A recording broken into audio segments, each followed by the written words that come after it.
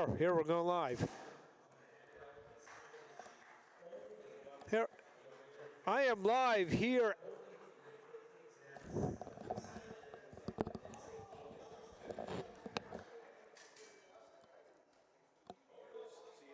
Yes. What? We are live here at the Caribe Royale in beautiful Orlando, Florida, at the 104th WBA Convention. I'm Marc, and we have I'm going to talk to some of the people around the convention. We got some fighters, got some world champions that are walking around. See some photographers, some of the writers. See some fighters around here. We're going to bring some people on into the chat. I think first up we're going to have a matchmaker extraordinaire, longtime matchmaker, a Florida resident. I see Eric Bottjer is going to join us here on the broadcast. Let him get his stuff down. There we go. There you go, Eric.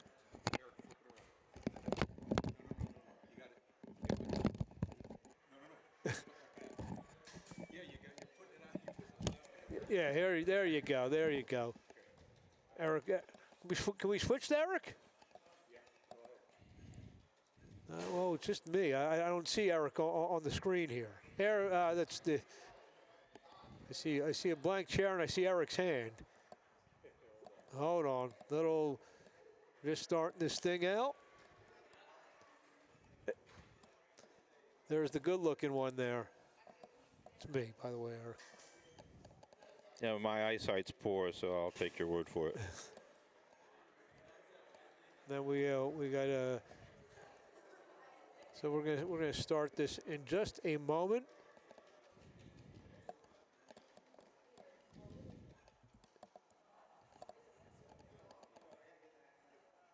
Promoter Leon Margules. We'll get Leon. You want to sit down with us?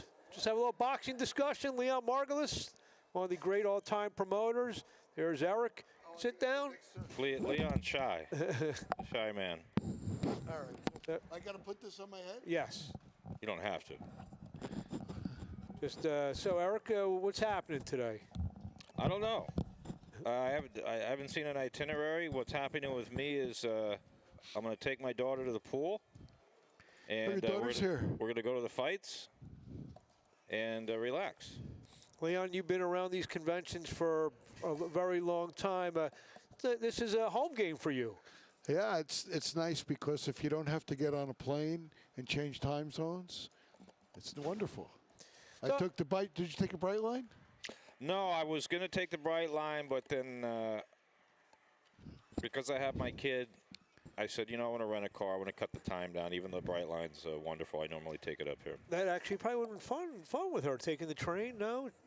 Yeah, but I'd have to drive to Boca, park, wait for the train, come up here, take an Uber. It's I saved an hour each way just driving, and I don't drive slow. So these conventions, I talked to Leon. Like I said, you've been coming to these for years and years. Explain to the people out there who don't know what goes on here. A lot of deal making goes on here. A lot of deal making goes on.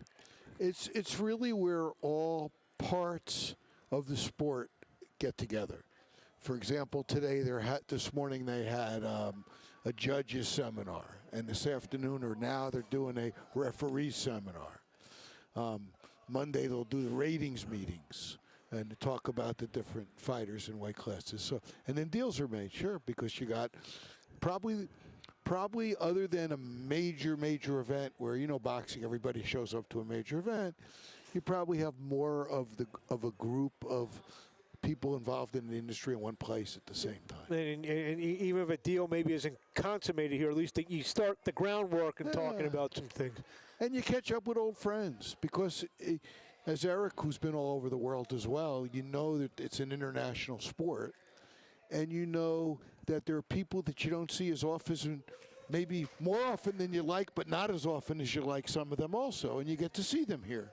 And I'll ask both you guys this question. I mean, any distinct memories of something that, you know, like Leon said, a deal that you as a matchmaker, you ever made fights that, you know, a few months later that we saw, it started at a convention? Well, I'll tell you, The initial memory I have from a WBA convention, I went to Thailand in the 90s, and I actually sat in on one of these officials meetings, and Dwayne Ford was talking about judging. And I got a lot out of that because people don't realize that our fans, watching a fight and judging a fight are two completely different things. We talked about it last night. It's one of the big problems I think that exists in boxing is the way judges judge boxing. Nothing, unfortunately, changes with that, and it creates this, I think, false narrative that a lot of these fights that are perceived to be bad decisions or even rigged, for example, when in fact the judges are handcuffed because a dominant round by a fighter is scored the same as a very close round. And a fighter who dominates 4 or 5 rounds and gets a draw or loses a decision, even though he outlands his opponent 2-1, that's unfair to me. And the fans see it as unfair, but the judges, they're taught that it's 10-9 strictly, or if there's a knockdown, there's 10-8. I could dominate a round, score a flash get knocked down at the end of the round with a flash knockdown where I'm not hurt at all. That's a 3-point swing. Yeah. I don't think that's fair. It's very ironic you said that. 'Cause last night we had sitting at dinner. You joined us. We're talking a lot about bad decisions for a little while last night. It's ironic that we're talking about judging. How about you, Leon? Any memories of any of these conventions? You ever make a fight or anything like that? Or You really have to protect your fighters' positions at these conventions more than making a fight. Fights are not really made. I mean, I don't know. I mean, maybe discussions happen or something that seeds you are didn't planted. anticipate. Yeah, out of sight, out of mind. You make deals you didn't think you could make. But more along the lines of what Eric was talking about, one of the things that I find different about judging, and I don't disagree with Eric as far as the point differential in scoring, because I think a judge has the ability to score a fight 10-8 without a knockdown, but they never do. are they encouraged They never not do. to? Or I believe it's imparted to them, right. and obviously they, like anyone else, they want to keep their job. I'm not saying that they're threatened of losing their job. Right. I want to bring up something that Leon touched on. The ratings meetings are always, to me, the most fascinating aspects of any of these conventions, and I went to a WBC ratings meeting once. You get up and you speak on behalf of your fighter, and in the WBC, they'll actually, on the monitor, will make. So this is going on in a weight class, and finally a promoter gets up there and he goes, my guy was number 7 at the beginning of this. He's number 12 now. I was going to ask that he move. Can you just put him back at number 7 and I'll be happy? right. So it does have its inherent and flaws. Then you wonder. I understand exactly what you're saying. And then you wonder when someone gets moved down at one of these ratings and nobody's there to represent him. And you wonder why? I said, so all of a sudden he's not as good a fighter or as highly rated fighter because the guy didn't show up. There's something to be said. But I was going to expand on the scoring issue. One of the weird things about boxing scoring is that the 3 judges are watching 3 different fights. And so when people see a discrepancy in the scorecard, sometimes they overreact. Because I've been in arenas in my years of promoting, and there's been a decision where everybody on the side that I was sitting agreed with it, and everybody across the ring didn't. And then if I went to the third part, I'd get a different opinion. Because those were the perspective of the 3 different judges. It's also interesting.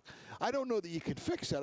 You kind of want that because you want the different angles. Yeah, and there's been suggestions to have 5 judges, or and also the thing beyond that, because most people watch fights on television or on their computer. That's another angle, so to speak. That's not you're seeing something a little bit different than all 3 of those judges. And you're also being influenced by what you're hearing. And we were talking with Ed Mulholland, the photographer, and we'll get him on. He does a lot of work with the UFC. He says those judges, I didn't realize that, they have monitors. So they can see if a guy's on the ground, what's going on in the ground. What do you think, maybe even implementing something like that? mean, they have monitors now. Well, I didn't know that. yeah, that's what. I No, believe not in boxing. UFC. No, the UFC. Oh, okay. I don't watch you. What would you think of that? That the judges have the monitor? I don't know that that's what you want, right? Yeah, Do you want all the judges to have the same perception of the television people? Yeah. Or do you want the judges to see what's in front of them? Yeah, and you're in a very Leon. You're in a very ironic or situation. So when bad judges happen, you're a lawyer. So when the following the protest, whatever, you actually. I tend to be tolerant. Yeah. I know how difficult it is to judge a fight, and I try to be objective. But I'm saying, fighters, you got to file protests and legal work and this, that, the other. Yeah, I don't think I've won too many protests on scoring. Most protests that are, at least in my mind, are valid, have to do with procedure, And rules. Yeah, exactly. Yeah. Whereas judging is subjective, totally subjective, and also each judge has their own prejudices. Like some judges like this better than another judge, and some judges are against this. And and I've watched fights, and I don't like to score fights because it takes away from the enjoyment of watching it, because you have to be intent on scoring a fight. You have to be really laser focused. So once in a while when I do score a fight, if I don't have the same score as a judge or two, or sometimes the audience overall, I don't think that I'm wrong or right. It's completely subjective. Yeah. Exactly. I want to jump to another thing, and definitely you guys could answer this. Obviously, the landscape of the business is changing a little bit with things, the new players coming in. I have not heard any of that. No? Yeah. What are your thoughts about what's going on in the business these days? So my basic thought, and I'll let Leon speak to that because that's definitely in his wheelhouse, is I've been in boxing professionally since 1992, and I've been a fan since I was 12 years old. And from the time I've been a fan until the time of today, boxing has gone in one direction, and that's down. So I personally am looking forward to see what these changes are going to bring.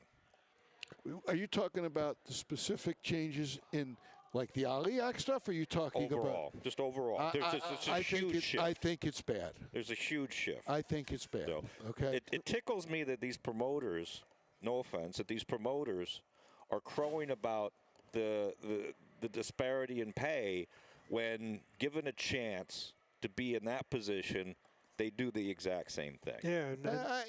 Not all of us, Eric. I don't believe I've ever done anything that would suggest that, gee, if I can make more money at the expense of the fighter, I would. I've never done I don't. Well, that's one way to look at it. The other way to look at it is, if you decide on a split and everyone agrees, the fighters included, and I don't think there's a promoter on the planet or anyone in business on the planet goes, gee, I think I'm making too much money here. I really should give some of this money up. So I think that's human nature too. And one thing, but I don't like the direction of the business because I don't like power. I don't like too much power. I like competition. I welcome competition. I don't like. I like more quality control. When in my career I got into boxing in '91, so we're not that. When in my career as a lawyer, promoter, and consultant in the boxing industry, I don't like it as much. I don't like the power as much. It was a better business and a better sport when the networks were controlled or at least influenced by insider boxing people that exhibited some quality control. I would say, maybe you're alluding to, quote, the Lou DeBell era at HBO. Or Jay Larkin. Yeah. If you tried to sell a fight at Showtime or HBO, they would tell you what fights they approved. Yeah. You couldn't dictate to them. Now, if a promoter has an output deal, they're telling the network, this is what we're putting on. Take it or leave it. Too many showcase fights. And guess what? Because of that, now they're gone. Now that money and those opportunities are gone. Leon, I don't agree. I agree specifically what he's saying with now, and I know that from experience. I made matches for Showtime, for HBO, for ESPN. Then I started making matches for DAZN. Not one time did anyone at DAZN ever call me or call my boss and say, hey, look, we got a question about this fight. That was routine with those other networks. That the quality control aspect, even though it could be annoying at times, they really cared about the product that they were putting out. Yeah. You know, but unfortunately, the people piloting the plane of boxing, which brings along the product, to me, have flown it into the ground. Yeah, agreed. And like I said, 100%. the new Leon and I should run boxing.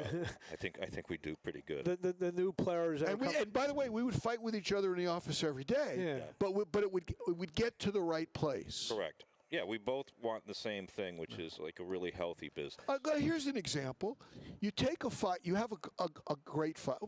Joel Casamayor, one of the early good fighters that I got to promote. And he, as you know, he fought everybody, right? He fought Castillo, he fought Freitas, he fought Corrales 3 times, you know. I remember I had a deal with Showtime, with Jay Larkin, where I had to, it was an output deal for a second fight. And there were a list of pre-approved fighters.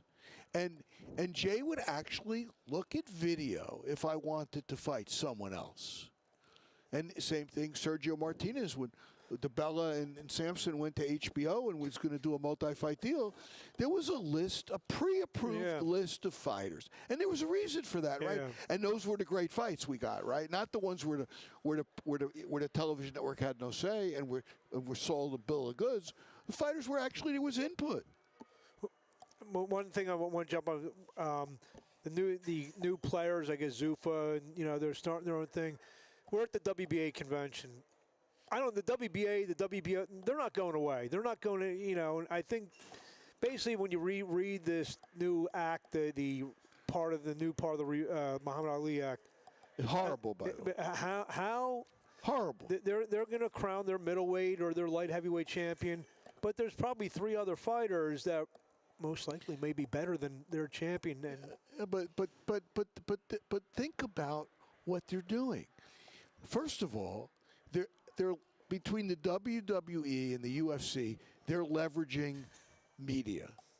So they're going to get more media coverage for their fights than the normal, everyday, long-time promoter's going to get for theirs. That's number one. Number two, they're not going to have to be transparent. Yeah. Okay? They're not going to be transparent. So they're not going to have to share. I mean, Eric talked about fighters getting taken advantage of or not getting the extra money. Well, what do you think? You don't think boxing promoters give a bigger share of the revenues to the fighters than the UFC does? Of course they do. Okay, so that's the problem. But I think they're going to be around for a while, but I don't know how long. I agree, but I also want to point out that the reason there's been this gaping opening for these guys to come in is because of what we've done. Beyond the fact that they have a lot of power and a lot of money, right? Yes. Because they can do that anyway. Correct. But it's like football. There's a gaping opening in the line there. It's because of the people that have run this business in the last generation have left it open. Yeah. And also the sanctioning bodies. Look, it's too simplistic to say the sanctioning bodies are awful to me. However, the basics of it to say that there's 4 world champions in one weight class, and each world champion has its own mandatory challenger. By empirical evidence, nobody knows who the best fighter is in the world most of the time because the champions rarely fight each other, and the number 1 guys sometimes don't even get there on merit. And the product sucks.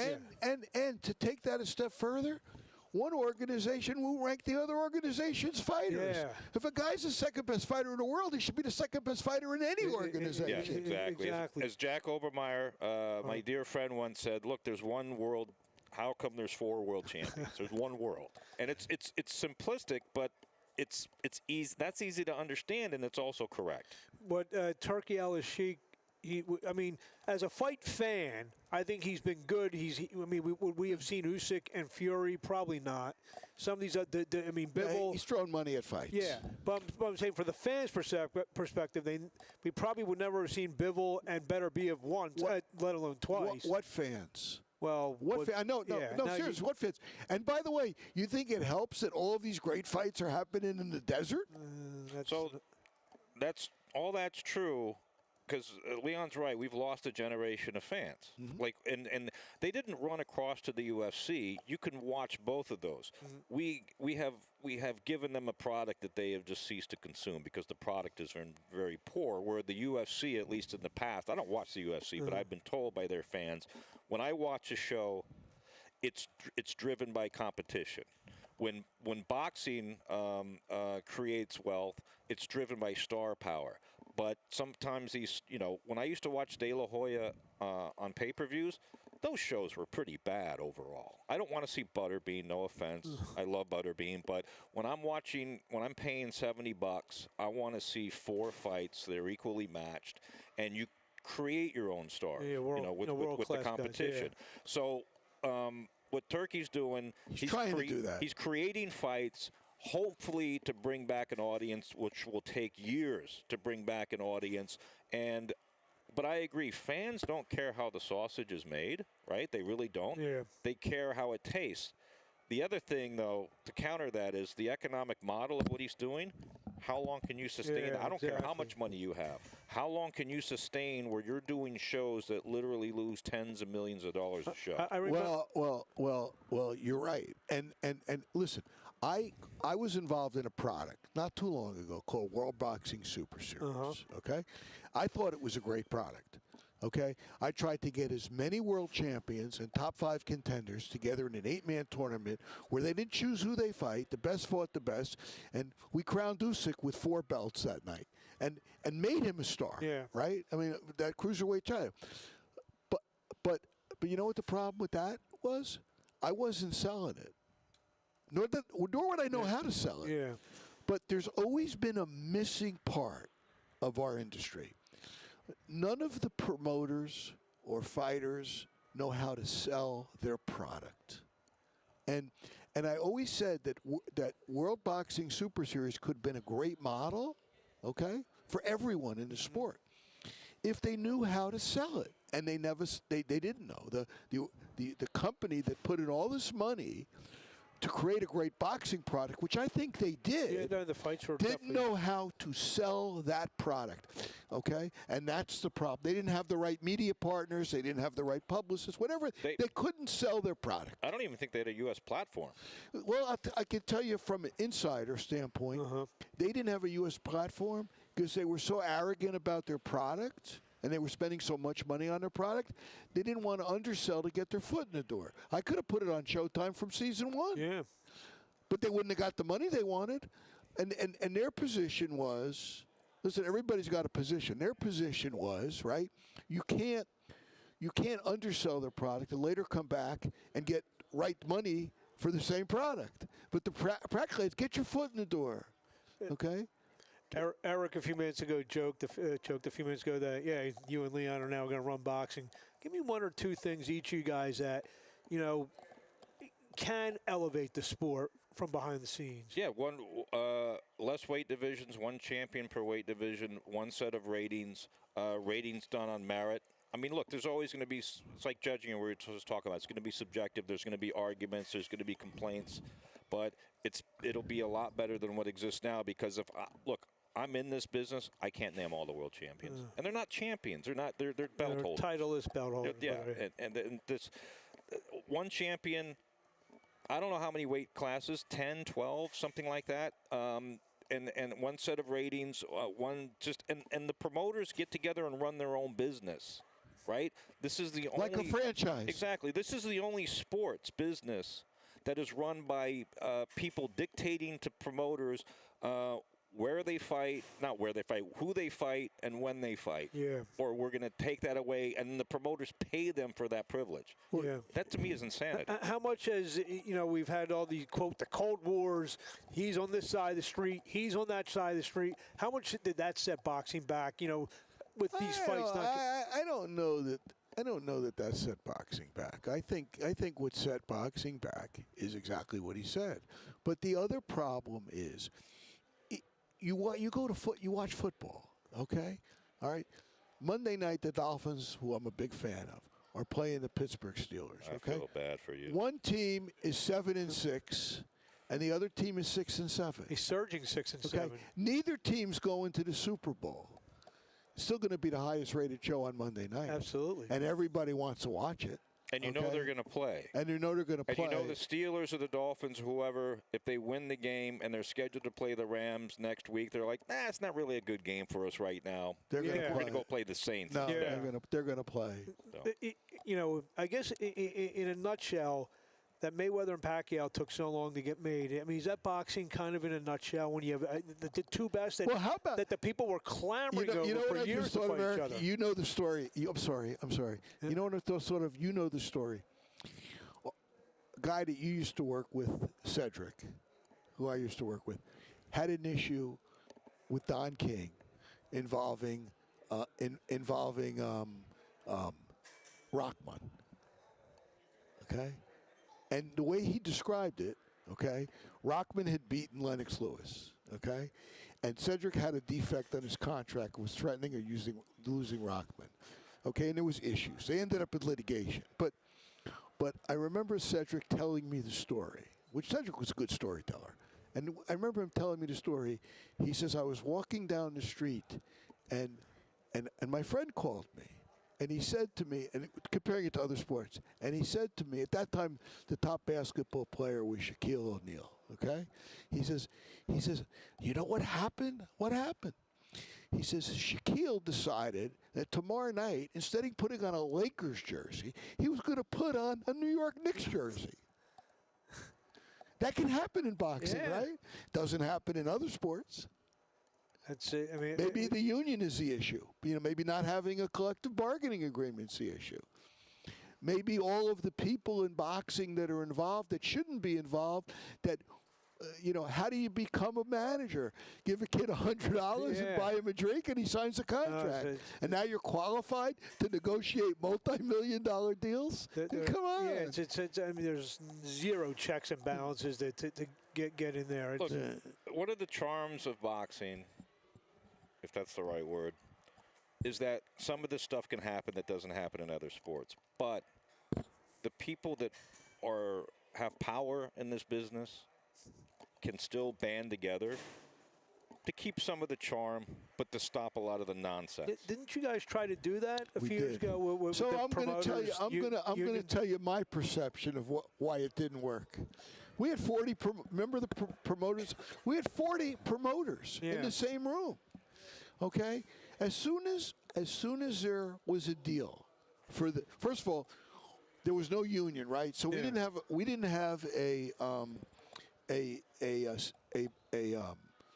an exception. What do they call it? A monolithic exception. So like baseball or basketball, football, they have a congressional exception to the rules of organizing. Because there was no union. So we were a trade organization, which basically meant we had no power, right? Okay, we couldn't tell someone in our organization you can't do that because that'd be a restraint of trade. But in football or basketball, right? The commissioner and the league says you can't do that, and it's not a restraint of trade because they got an exemption from Congress because of the union and the collective bargaining. And they're all partners we didn't too. Have that. So what happened with the Promoters Association was that the first time there was an opportunity as an association to create something marketable, people got greedy. Shocking. And stole it or garnered it for themselves. And because they could and there were no controls, and there's always been hungry promoters or greedy promoters or both, there was no way to control it. And I think that we also met with the Teamsters. We were trying to create a union. You know, could it happen? Didn't happen. How much of a better place the sport would be in right now if it did? Potentially a lot better place. You know, look, I've criticized the promoters, and I don't do it flippantly, because all of the promoters that I've worked with and worked for are pretty smart guys. And the common denominator among all of them, whether I respect them or not, is that they work very hard, right? But I've also pointed out to multiple of them, you know, organized crime, organized. Like literally a bunch of homicidal murderers met in upstate New York and organized crime, and you guys can't even organize your own business. I said, what does that say about you guys? Not that you're lower than people that murder people, but those guys aren't as smart as you. Those guys are more cutthroat than you, even though you probably like to think that you're cutthroat. But they organized, and you guys can't even do that. But that's I don't know why. But well, for example, we had this meeting, and you had most of the big promoters in the U.S. at the meeting, except for King and Aram. Okay, so now at that time, with King pretty much controlling Showtime and Aram pretty much controlling HBO, there was no other source of funds, right? So what could you do? What could you do, right? So unless it's like anything else, without a union and a level playing field, unless the top guy says, hey, guys, you're sitting – if Turkey, for example, if he actually sat down and brought all the promoters in the room and said, I'm going to put up the money, but you're going to organize, maybe something would have happened that would work. I mean, the one thing you could say, he is working with a good – I mean, I know you do a lot of business with PBC, you know – some of your fighters have been on those cards. And, many of them. Yeah, and, you know, guys from obviously Frank Warren and Eddie Hearn and Top Rank. So, I mean, at least, like I said, as a fan perspective, we're at least seeing some of the fights we want to see. But there's so many problems with that I agree on that with level you. too. So listen, at the end of the day, obviously for the time being, he's putting on some good fights. Yes. So you think that will it will continue, and how far will it go? I don't know. Yeah, 5 years from now, nobody is able to predict what's going to happen in this world 5 years from now, because nobody 5 years ago would have ever predicted today. No, I agree. I mean, it's like, hey, you know who's going to run boxing 5 years from now? The Saudis. What, are you out of your bleeping mind? 15 years ago, would you envision a world without Showtime or HBO? I think about 30 that years. sometimes. What were they heart for 30 years? They were the heart and soul of boxing. What will it take? And I've always been a big, even though everyone has access to thousands of channels these days, there's always something about being on NBC, CBS, ABC. How much of a shot in the arm could that be? You know, me and Eric were talking about fights from but 20. CBS and NBC they don't exist the way they don't exist anymore. Listen, I'm going to tell you a story that you might find interesting. You may not know this one. I brought Edison Miranda to fight for a world title against Arthur Abraham. Very famous fight. Arthur Abraham in Germany. Germany, and it was at a small arena, 5,000 seats, sold out. I forget where it was. A small town in South Germany. I got in the ring before the fight, as the fighters were starting to make their entrances, and all of a sudden, the second floor of the arena, this rock band started blasting, and I heard it was Sting. It was the rock band Sting was playing for Arthur Abraham's ring entrance. Okay, and I'm in the ring, and I'm talking to Chris Meyer, who was CEO at that time of Sauerland Events. I said, and I'm talking about the atmosphere was unbelievable when they were rock, and he was coming down the stairs. I said to Chris, Chris, how much did you have to pay Sting to do that? And he looked at me and he said, nothing. They paid us. Wow. And I said, how does that work? He says, well, we're going to garner a 55% share tonight of the German television market. They had no cable. They had no, they had no premium network. They had a terrestrial network that was giving them a 55. They paid for the exposure. You answered the question before. You have 600 channels. It's not the same. And I know they have soccer over there, but there's no NFL. Yeah, there's no NBA, college hoops. Last night we were talking for 2 hours about college football last night. HBO did an Oscar de la Hoya fight on live. It wasn't on pay-per-view against a pretty good little fighter, but not a puncher. It was not a dangerous fight. Oscar was probably a 10-1. Probably like Carpentier or one of those. No. But I would know it if you told me. It was on live HBO. Yeah. It was not on pay-per-view. Stevie Forbes. That's the fight. Okay. You know what the rating was? A 7. When's the last time boxing did a 1? When's the last time boxing did a 1? And a lot of people, I have a lot of friends who are all sports fans and whatever. They tell me the biggest events are available to the least amount of people. Yeah, that's exactly right. I mean, DAZN came out, no pay-per-view, no pay-per-view. What are they doing now? Yeah. Nothing but pay-per-view. But Netflix is now doing events, right? And they did a nice fight, okay, between Canelo and Crawford. Yeah. Okay. And 40-something million people watched the fight. They get a real rating. I'm going to tell my wife, honey, I'll call you back. I have to call you back. Anyway, Mrs. Margules makes a cameo appearance here. So I forgot what I was talking about. Netflix. They're 41 million. Okay.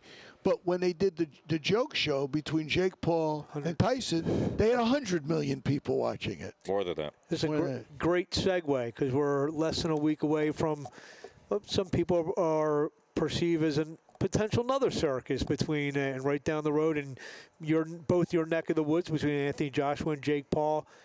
Think we get another 9-figure viewership on that? I bet you don't. No. Not even close. No. You may get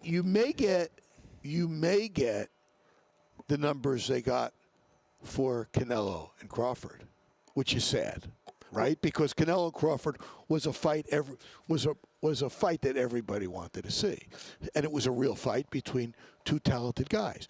You may get that kind of number, even though it's a one-sided fight, right? If it's a real fight, it's a one-sided fight. People want to be entertained. They don't care about our sport. Yeah. So it's a lot. The problems are a lot deeper than problems that we had. The problems that Eric and I are talking about that brought down the sport, okay, are no longer those problems should have been fixed then. But now that the sport is down here, now look what you're contending. You're contending with Misfits Boxing. Yeah. I do work for Misfits Boxing as a lawyer, right? Okay. They moved the needle. DAZN pays money for that because they moved the needle. No, I hear you. I can't. It's unwatchable. So Leon had a good point in that about network quality control. So obviously, there's nobody at Netflix that knows anything about the sport of boxing, because if I'm there, for example, or somebody in boxing is there and they come in and they say, hey, how about Jake Paul versus Anthony Joshua? I'll be like, yeah, try again. Yeah. And I was going to say, what's that say? We talked that they did 9 figures for the Tyson fight. And, Well, that was, I don't even consider, I mean, that was boxing in the sense that they were paid and they fought under boxing rules and it was an official fight. That was just an event. Right. That was not boxing. Is this thing coming up Friday night? Is that more of a fight or an event? Event. I don't even call it an event. I don't. It's a cash grab. It's a sting. It's a cynical. Yeah, but you know what? I was there. I worked that event. I watched it. I walked out during the 4th round. I don't want to see Mike Tyson get knocked out, but nobody walked out of there pissed off. Nobody walked out of there like they were fooled. I mean, maybe they thought that Tyson. Nobody walks out of a WWE fight being fooled either, right, even though they know it's a show. Yeah, that's a show. But if this, so is this. But if this fight next week goes any more than a round and a half, there's something going on. I'm not saying it's fixed or anything like that, but this is a high school football player getting on an NFL field. You will see immediately the difference, the talent gap. And this is not what boxing should be. Because anyone that's a sports fan that watches this next week, do you think they want to watch boxing again on Netflix after they watch that? Probably not. Yeah. Yeah, because everyone watched the Tyson fight. They knew, oh, you know what, Tyson's 58. He hadn't fought in 21 years and on and on and on. So this is not that. So part of the answer is a network that attracts the crowd like Netflix, getting behind boxing with quality control. That's the answer. That's the best answer. Will it happen? I don't know if it'll happen. Netflix can be such a shot in the arm for this business, and it's a shame that they're putting this fight on and not another fight, because it's a shame that, fine, no one at Netflix knows boxing. No one at MVP does either, because this is not something that should have been proposed. Like, I would have rather seen, if you're gonna throw Jake Paul in a heavyweight fight, he should have fought Kubrat Pulev. Right. He's a 45-year-old WBA title holder, right?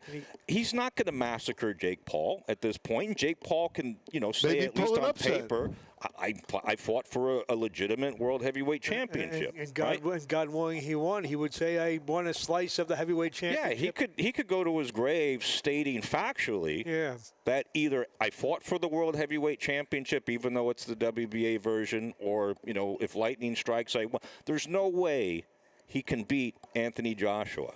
We're talking about Netflix. They did the Katie Taylor 3 with Serrano, and they did Crawford and Canelo. So they've shown the willingness to want to put on these type of fights they want. Do you think it hurts their credibility when they do the great thing with Crawford and then come back with this? That's so hard because the audiences are different.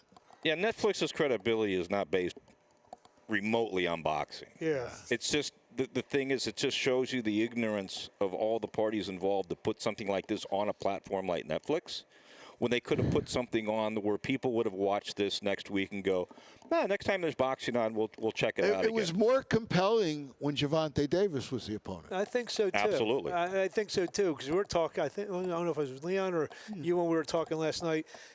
The intrigue. Why do you think that was canceled? Obviously, You think suddenly they've just found out that Gervonta Davis had a problem with women? Well, I think something came up that week. I've got to cut out because I have a meeting.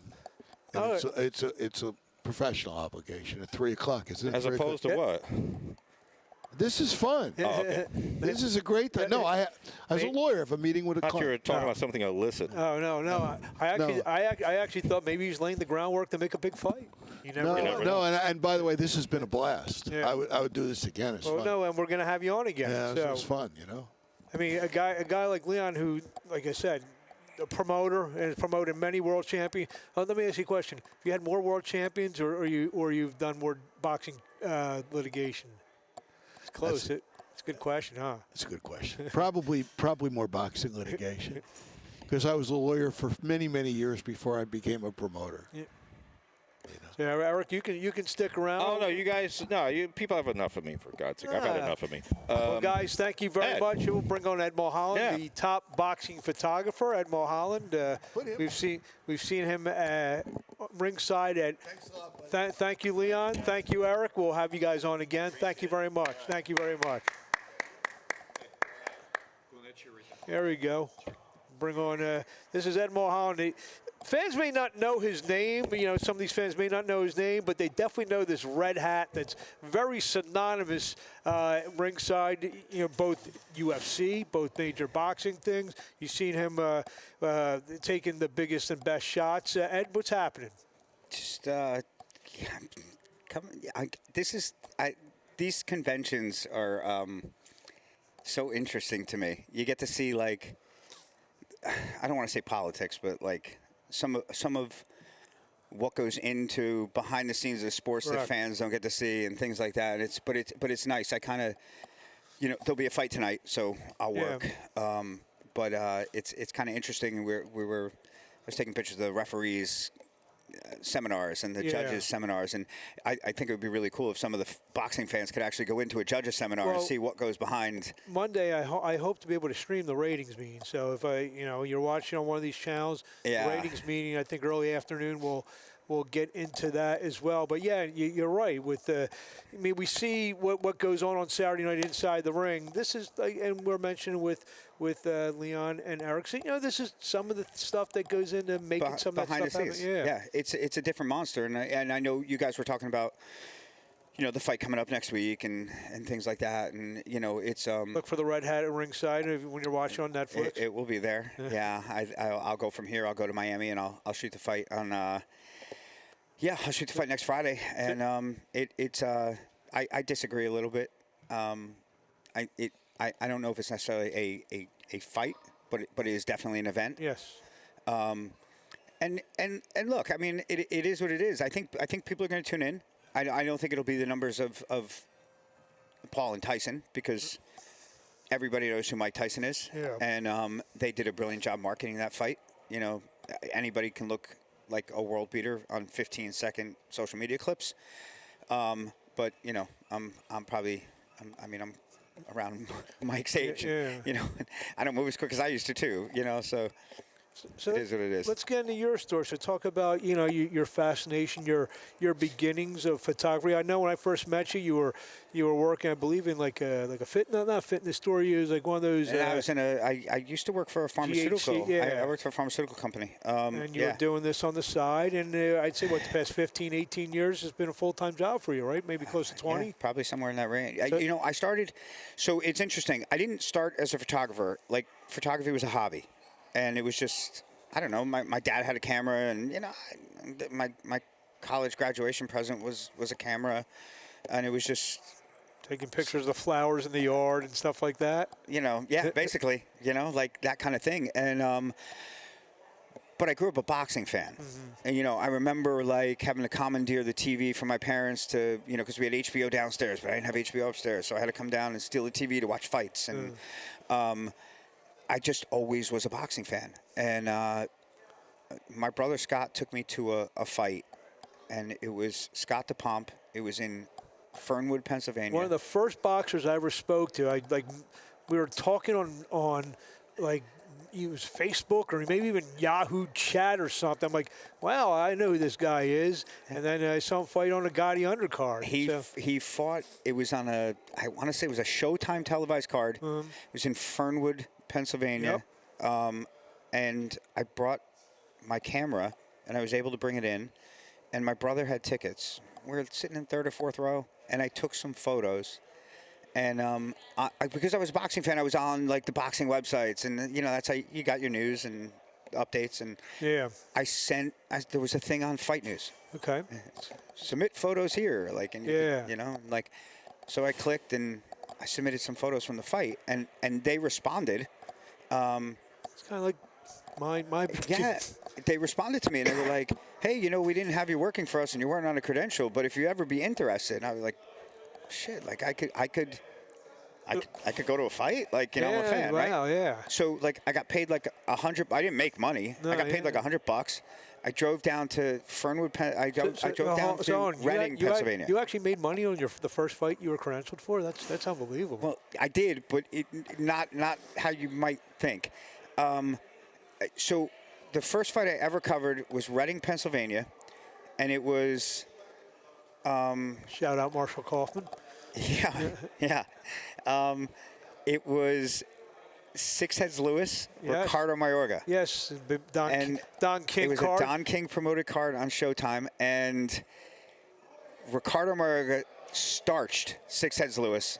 Yeah. Fell flat right in front of me, and I was awful. I mean, my photos awful, but I went to the press conference afterwards, because this is my first fight I've ever covered, right? And I'm a boxing fan, so I'm going to check it all out. Yeah. So I go to the press conference, and Ricardo Mayorga comes out, and he's got the WBA belt around his waist, and he lights up a cigarette and takes out a Budweiser beer. And I took a picture, and here's where I made the money. Sports Illustrated licensed it, because nobody else had it. Wow. So I got my first Sports Illustrated photo, on my first fight, the first time I ever worked. That's incredible. You should just retire there. Right? Just give it up. And then I just started. I literally just started doing it on weekends because it was fun, and I wasn't necessarily making money. I was probably spending as much money on gas and tolls as I was getting paid. I hear you. Yeah, and it's funny. It's how a lot of people got started, and I did that for like 2 years, and I realized that like you could submit photos to Ring Magazine, and you could submit photos to. There was a ton of Boxing Digest, and there were magazines overseas and in Russia and everything. And you submit photos, and so I'd shoot a fight, and I might come away with $500, $600, $700 in photo sales. Some months yes, some months no, whatever. It depended on but you still had your day the job. level of the fight, but I had my day job. Yeah. And about 2 years in, I got a phone call on a Wednesday afternoon, and it was this woman, Jackie Norris, who was the photo editor at HBO. Oh, wow. And she's like, hey, can you be in Atlantic City on Friday? And it was James Toney, Hasim Rahman. Ended in a draw. Awful fight. But I shot the fight for HBO, and they gave me a 3-month contract. Wow. And I flew around the world for 3 months. The rest was history. And then at the end of the contract, they kept me on, and I started with HBO, and I lasted there for 13 years until their last show. That's great. I remember I emailed a website. It was 15rounds.com is a website I own now. I just was hoping I could write about the fights on Saturday night, sitting on my couch in my underwear watching the fights. And then I went down to the Arturo Gatti, Leonard Doreen fight, and I photographed that fight. And the massive body shot by Gatti. I have a photo of Gatti jumping in the background with Doreen on all fours, and Randy Newman, I think, was the referee, is counting over him. Yeah. So the writer that 15 Rounds had, my good friend Arvin Paloka, says, your name's on the credential list. And I'm going down there with the ticket. So my friend who I'm going down there, I'm like, call your friend. I paid $150 for the ticket. Tell him I'll sell him for $100. I'm sitting ringside. And the rest was history. So it was just, and those were. It's like a bad drug to me. It's just. I miss those nights. Yeah. Oh, we've talked about those nights before. Me and Ed we'd go to the fight, and afterwards we would go hang out at Bally's. Everyone was drinking there. There was a days when I circle drank. bar in the middle of the lobby, and you'd pull up, and it'd be like, you'd come in after a fight. There'd be fighters sitting around. Bert Sugar would inevitably be on a chair off to the side, like people sitting around just listening to his stories. Yeah. And then you had some insiders. Maybe for a guy like me, that's maybe I'd find a fight announcement. I can break it. And it was Boardwalk Hall on an Arturo Gatti fight night. Unbelievable. Was special. It was special. It was different, and like I'd sign up any time he was going to fight at Boardwalk Hall because I just wanted to photograph those fights because you knew what you were going to get. Yep. And I think. I'm not sure there's someone in boxing right now where you just know. Yeah. And again, like there's so much of a premium put on undefeated records and talent and everything else. Arturo wasn't undefeated. He wasn't the most talented fighter you'd ever see, but he was must-watch TV. Like you had to watch it. And for me, I had to photograph it. Like him, there were certain fighters. Him, Miguel Cotto. I photographed Miguel Cotto anytime he stepped in the ring. Like, he was one of my favorites. There's just certain fighters I want to be ringside for and I want to photograph. Had some comments here. Great work, guys. So we got some people watching us. It's very interesting. I remember just to find we like almost just that set thing. We go have a couple drinks. Yeah. Then Pickles Bar, Pickles Restaurant. Yeah. I don't know why they closed it. It was always crowded in there. Always. But I mean, we used to have to kind of wait 15, 20 minutes to get a table. But it's changed. Like, when's the last time you did a big marquee fight in Atlantic City? Oh, yeah. Well, I'm trying to think when the last one was. Like, I did a UFC show last year. Yeah. And it was in Boardwalk Hall. But Boots fought there in April. Oh, that's right. Yeah, Boots did fight there in April. I did. I actually did that fight. Yeah. So, yeah, Standing OSC fought. Yeah. Yeah. But, I mean, and again, I love that building. Yeah. Boardwalk Hall on a fight night was great. Madison Square Garden on a fight night is great. There's certain buildings that lend to the event. It's cool, man. And they lend to photography. Like, some of my favorite pictures were taken in Boardwalk Hall because they got these beautiful blue lights. And no fan's ever going to go like, oh, I love Boardwalk Hall because it's got these beautiful blue lights in the background and stuff. But, like, as a photographer shooting a sport, you look for that stuff. And it just enhances the photo. Like, I mean, we were just talking Patrick Killian's doing the painting down there of Terrence Crawford, and it's a photo that I just had from the Canelo fight, and it's Terrence Crawford raising his arms at the final bell, like the moment of victory kind of deal. And it's a really nice photo, but it's because the background has all these blue lights and everything, and it just separates them. And that's the kind of stuff you look for, like as a photographer ringside. And I mean, I get a lot of fans too, like, oh, you got the best job in the world, man. You're there on the ring for every fight. It's not as great as everyone thinks it is because you're not watching it as a fan. And it's funny. I mean, on a fight night, 8-fight card, you're clicking your thumb a couple thousand times, a few thousand times, aren't you? Yeah, and there's also a long process. It's like, what people don't see is the setup beforehand. Yeah. So like if you're doing a camera over the ring, you're setting that up on Thursday. For a Saturday fight, and you're setting all that up, and you're going up in the lights, and you're mounting stuff, and you're safety cabling it, and then you're testing it, and then you're running hard lines because your cameras are hard lined because when you take a picture, you press it and you send it to your editor, and like I mean we get photos out like when I was working for Matchroom, we were hard lined. We could get photos out in 60 seconds.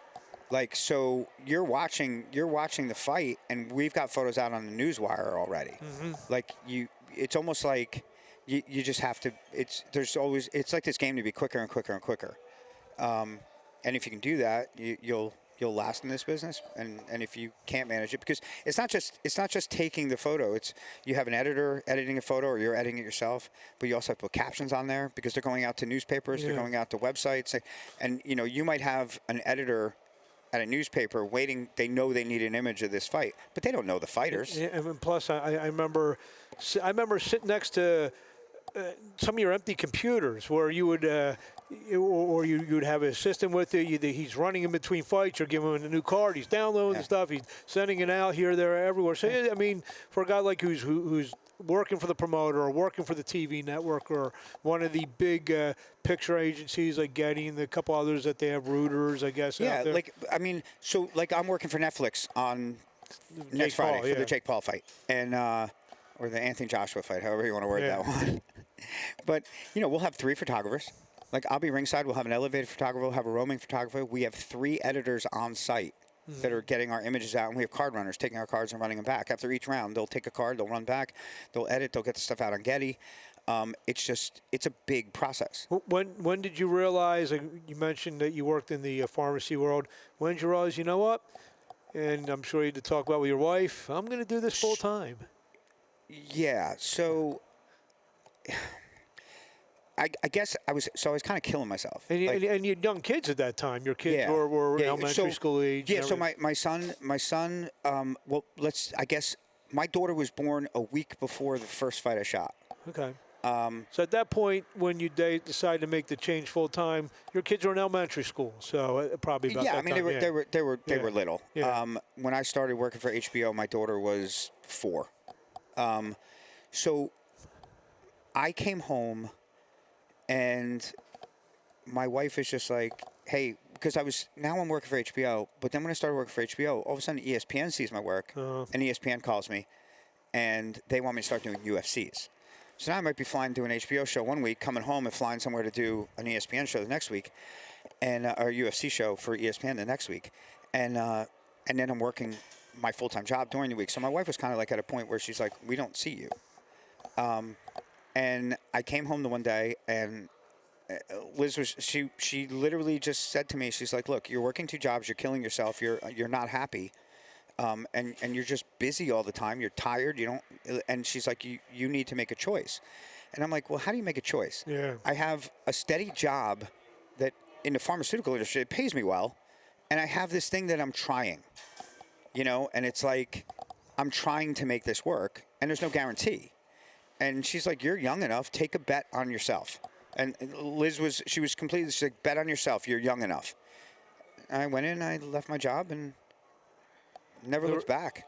So, so now we're taking you there, and you're working pretty much full-time. You're working full-time for, like, several different entities. Like you said, you got HBO, you got ESPN, a couple other things probably going on.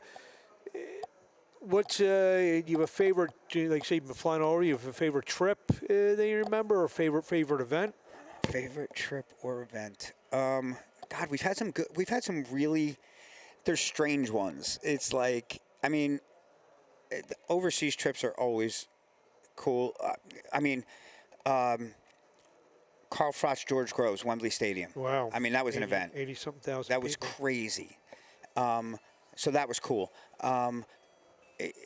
Non-boxing side, I did Perth, Australia, a month and a half ago, 2 months ago, and that was an amazing trip. Azerbaijan was another good trip. So, like, places, those would all be up there. Hamburg, Germany for Klitschko. Where did we stay? No, it was Mannheim. We stayed in Heidelberg. I mean, that was beautiful. That was Klitschko Bird, and that was a great trip. Which Klitschko? Vladimir. So. Yeah, Vladimir. Great trip. Like, those are all good. It's, you know, but there's some small ones too. I did a UFC show in Bangor, Maine, and it's like, it was so far off the beaten path. Yeah. But it was such a wonderful city, and it's like like Stephen King's house is there, and he built this whole Little League complex behind his house because he loves Little League baseball so much. And they have it was cool. You always get. I think you get something out of every trip. And you know, I see you once in a while. You'll stick your head in a club show or something like that just to keep the thumbs a little warm. You know. I think, you know, it's something like this. It's less pressure, and you can maybe I came down to Nashville for the country box, and you can experiment with some different things. It just looked like a cool vibe. I wanted to go check it out, so I flew down there and just came in and shot, and they treated me well, and like, you know, it was kind of like, holy crap, like it's weird. Like, I'm a photographer. Like, I don't consider myself anything more than a photographer. But when I got there, it was like, you get other photographers, and they're like, oh, my God, what are you doing here? And can I get a picture with you? And stuff like that. And whatever. I mean, I'm doing the same thing you're doing. I just think because I do it at these big events, it holds some significance. But, like, the club shows are fun. That's where I started.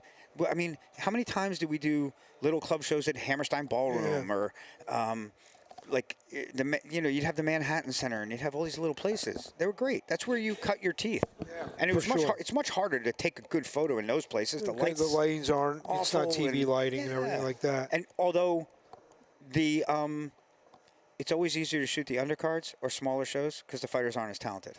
When you get to Canelo and Crawford and those guys, they're so fast and so smooth and so defensive. It's hard to make a good photo. Real quickly, you have a favorite shot? Favorite shot. I have a photo of Arturo Gatti, Mickey Ward from the third fight, and they're head-to-head trading punches. It's been on Roots of Fight clothing. It's been on EA Sports video game covers. Wow. It's been book covers. It's iconic because it sets that trilogy was so amazing. Yeah. And this is just them head-to-head trading shots, and I think it just stands out. Tremendous. Yeah. Tremendous. Well, Ed, thank you for a few minutes of time. Thanks, man. When you watch the fights tonight on YouTube and next week, I guess, you know, we were talking about the viewership. I guess about 60 million people. You're going to try to turn them to become Rutgers fans. Always. Ace Bailey. Ugh. Don't even get me started about Rutgers. Like I said, I bet them to go to the Final Four last year. Yeah, well, you should have came to me first on that one. Well, I mean, I thought you can't have two top 5 NBA draft picks and not even make the tournament. Exactly, not make the tournament. I don't think they even made the NIT, did they? No. Oh, God. No. But I don't get me started on Rutgers sports. I still go. I go to games. I go all the time. I photograph them. I'm loyal to them. But don't get me started on it. Ed, we'll see you tonight. We'll see you next week. Yes, sir, man. Good talking to you. Thank you. Ed Mulholland, one of the, not one of, I think the top photographer in the business.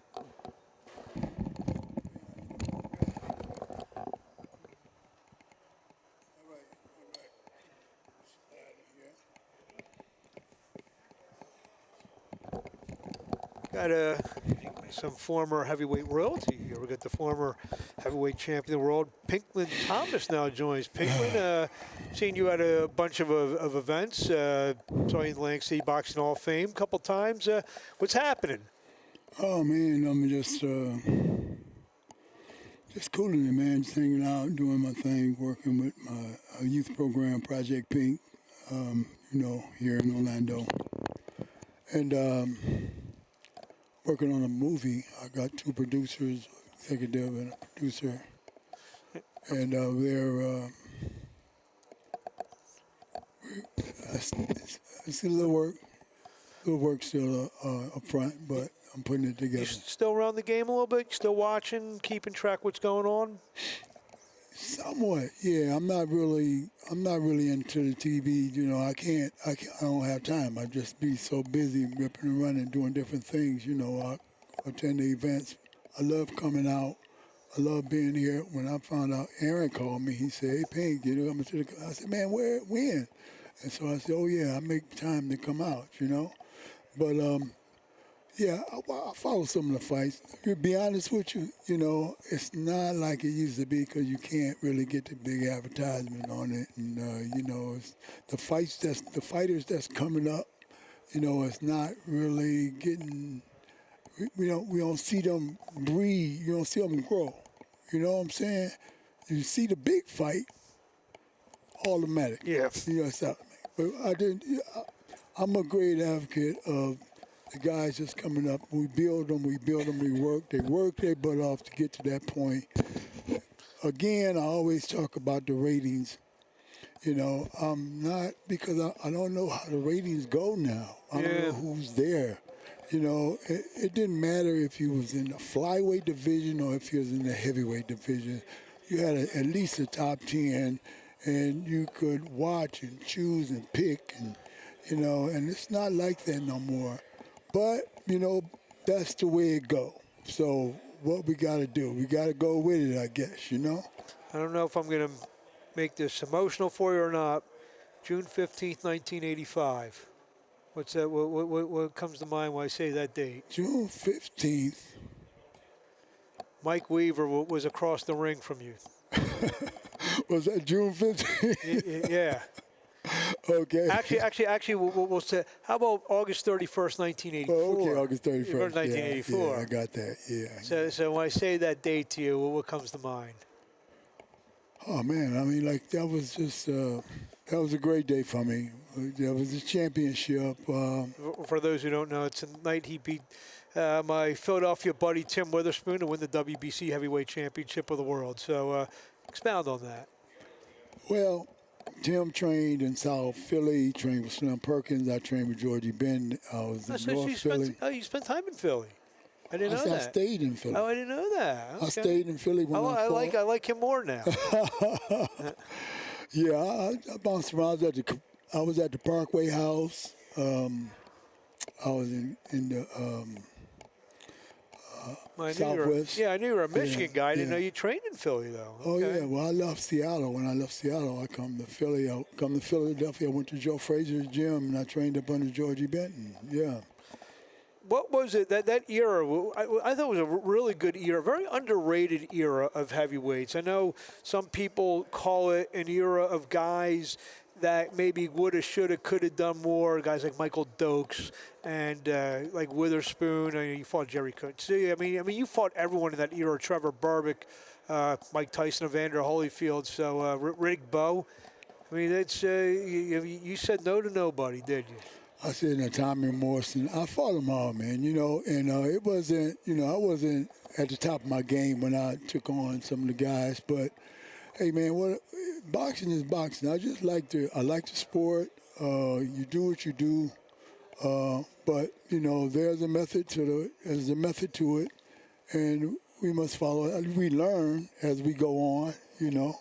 So the fighters that I have that I'm working with or developing to get to that point, you know, of course I could move them in a different direction or what have you, but you know. You know, we just got to keep it alive and keep going with it and doing our thing, you know. And I like coming to the convention. I want to see the president, and you know, because I was a great advocate of his dad, and of course, you you know, just to see my buddy Roberto. You know, he's always in the Atlantic City. Yes. And just different ones here. I wanted to come out and just show my face. So I'm still alive. I'm still here. I'm still doing my thing. I still got that jab. I still can snap, crackle, and pop like Rice Krispies. I know you said you watch some, not so much, but when you see a heavyweight fight, you say to yourself, you know what, I would have beat this guy back in the day. It don't even have to be a heavyweight fight, man. It can be a good fight. I mean, just like I seen the Crawford fight with Canelo. Hey, man, you know, I mean, I enjoyed that fight. The reason why was because it was two names, and they introduced their skills. They did their thing. Canelo, he just didn't, he didn't. It wasn't his night, you know. And Crawford boxed like a superstar, man. He did a number. So, but it was two guys who were rated, who was champions. You know, what could you say? You can't say nothing to that. You know what I'm saying? I just mentioned about 7 or 8 guys who you fought. I mean, the depth of the division. You don't see that today, do you? The guys who are maybe at the end of the top 10 or maybe top 15. These guys were household names. Yeah. Everyone knew who you were. Everyone knew who, like James Bone Crusher Smith. You know, that whole era of Dokes and guys like that. You don't have the depth now in boxing, especially in the heavyweight division. Do you agree on that? Well, that's what I was talking about the ratings and the guys. Nobody, we don't know who's coming. All of a sudden, a heavyweight come out of nowhere and he's fighting somebody, but there's still no rating. Yeah. Where is the rating? Who does the ratings now? Well, I mean, the WBA, in fact, Monday, the WBA, they're going to do their ratings of all their division. And, I'm just talking about the depth in terms of many of the quality fighters. I mean, the quality fighters have left because of the quality trainers. And the quality trainers train the quality fighters that now some have not took what they've learned and passed it on to the young guys that's coming up who want to be great. So they emulate what they see and what they hear. They're not what they're taught by a teacher who have been there. And speaking of, I guess, being in the gym, obviously you're from Pontiac, Michigan. How much time did you spend in Kronk and you cut your teeth there? And that's when Kronk was like Kronk. That's when. How much time did you spend in Kronk, living not too far from there? Check this out, man. This is funny. It sticks to me, and even my hometown, I feel like almost like a kumsa, because I didn't start fighting in Pontiac. I started fighting in Seattle, Washington. When I left Pontiac, man, I was literally on the run. I was moving. Oh, so you really didn't go. It was really bad. That's why you need to buy my book and see my movie. I'm trying to sell it. No, I would put it this way. But let me tell you, like Seattle, when I turned pro in Seattle, I went to 10-0. And after I went to 10-0, then I did go back to, I went back to Michigan. And, I went back, I expanded. And the first place I did go was down to Kronk. Yeah. Yeah, I got with Emmanuel Stewart. It was in McKinte. It was McCrory. Tommy was there, but I worked with all the other little guys in there. That's how I got my speed. That's how I could snap the jab and move around a little bit. And, Emmanuel came pretty cool. Then from there, I ended up zooming, leaving there, going to New York, then Philadelphia. So, I experienced it. I went to Jimmy Glenn's, then I went to Gleason's, the old Gleason's. Newly inducted Hall of Famer Jimmy Glenn was named to the Hall of Fame on Wednesday. So, very well deserved. You mentioned, Georgie Benton in Philadelphia. Were you involved in some Philly gym wars? Are you kidding me? I'm just, I know you were. Say if you can make it in Philly, you can make it anywhere, right? I hear you, right, John? That's what made me go to Philadelphia instead of Detroit or New York. You know. So who did you work with in Philly? I mean, did you work with and you later fought him? Did you work with Witherspoon in the gym in Philly? Or? No. I went to Frazier's gym. Okay. And Frazier at this gym he had, it was like the White Triplet. It was Marvis was around then. I think. Marvis was around. Rodney was Yeah, I around. remember Rodney, Tex Cobb. Oh, yeah. George Ben trained Tex Cobb, which was good work. Yeah, great work. Big Joe, up I'm trying to think. his people did they was involved in the, God, what was his name?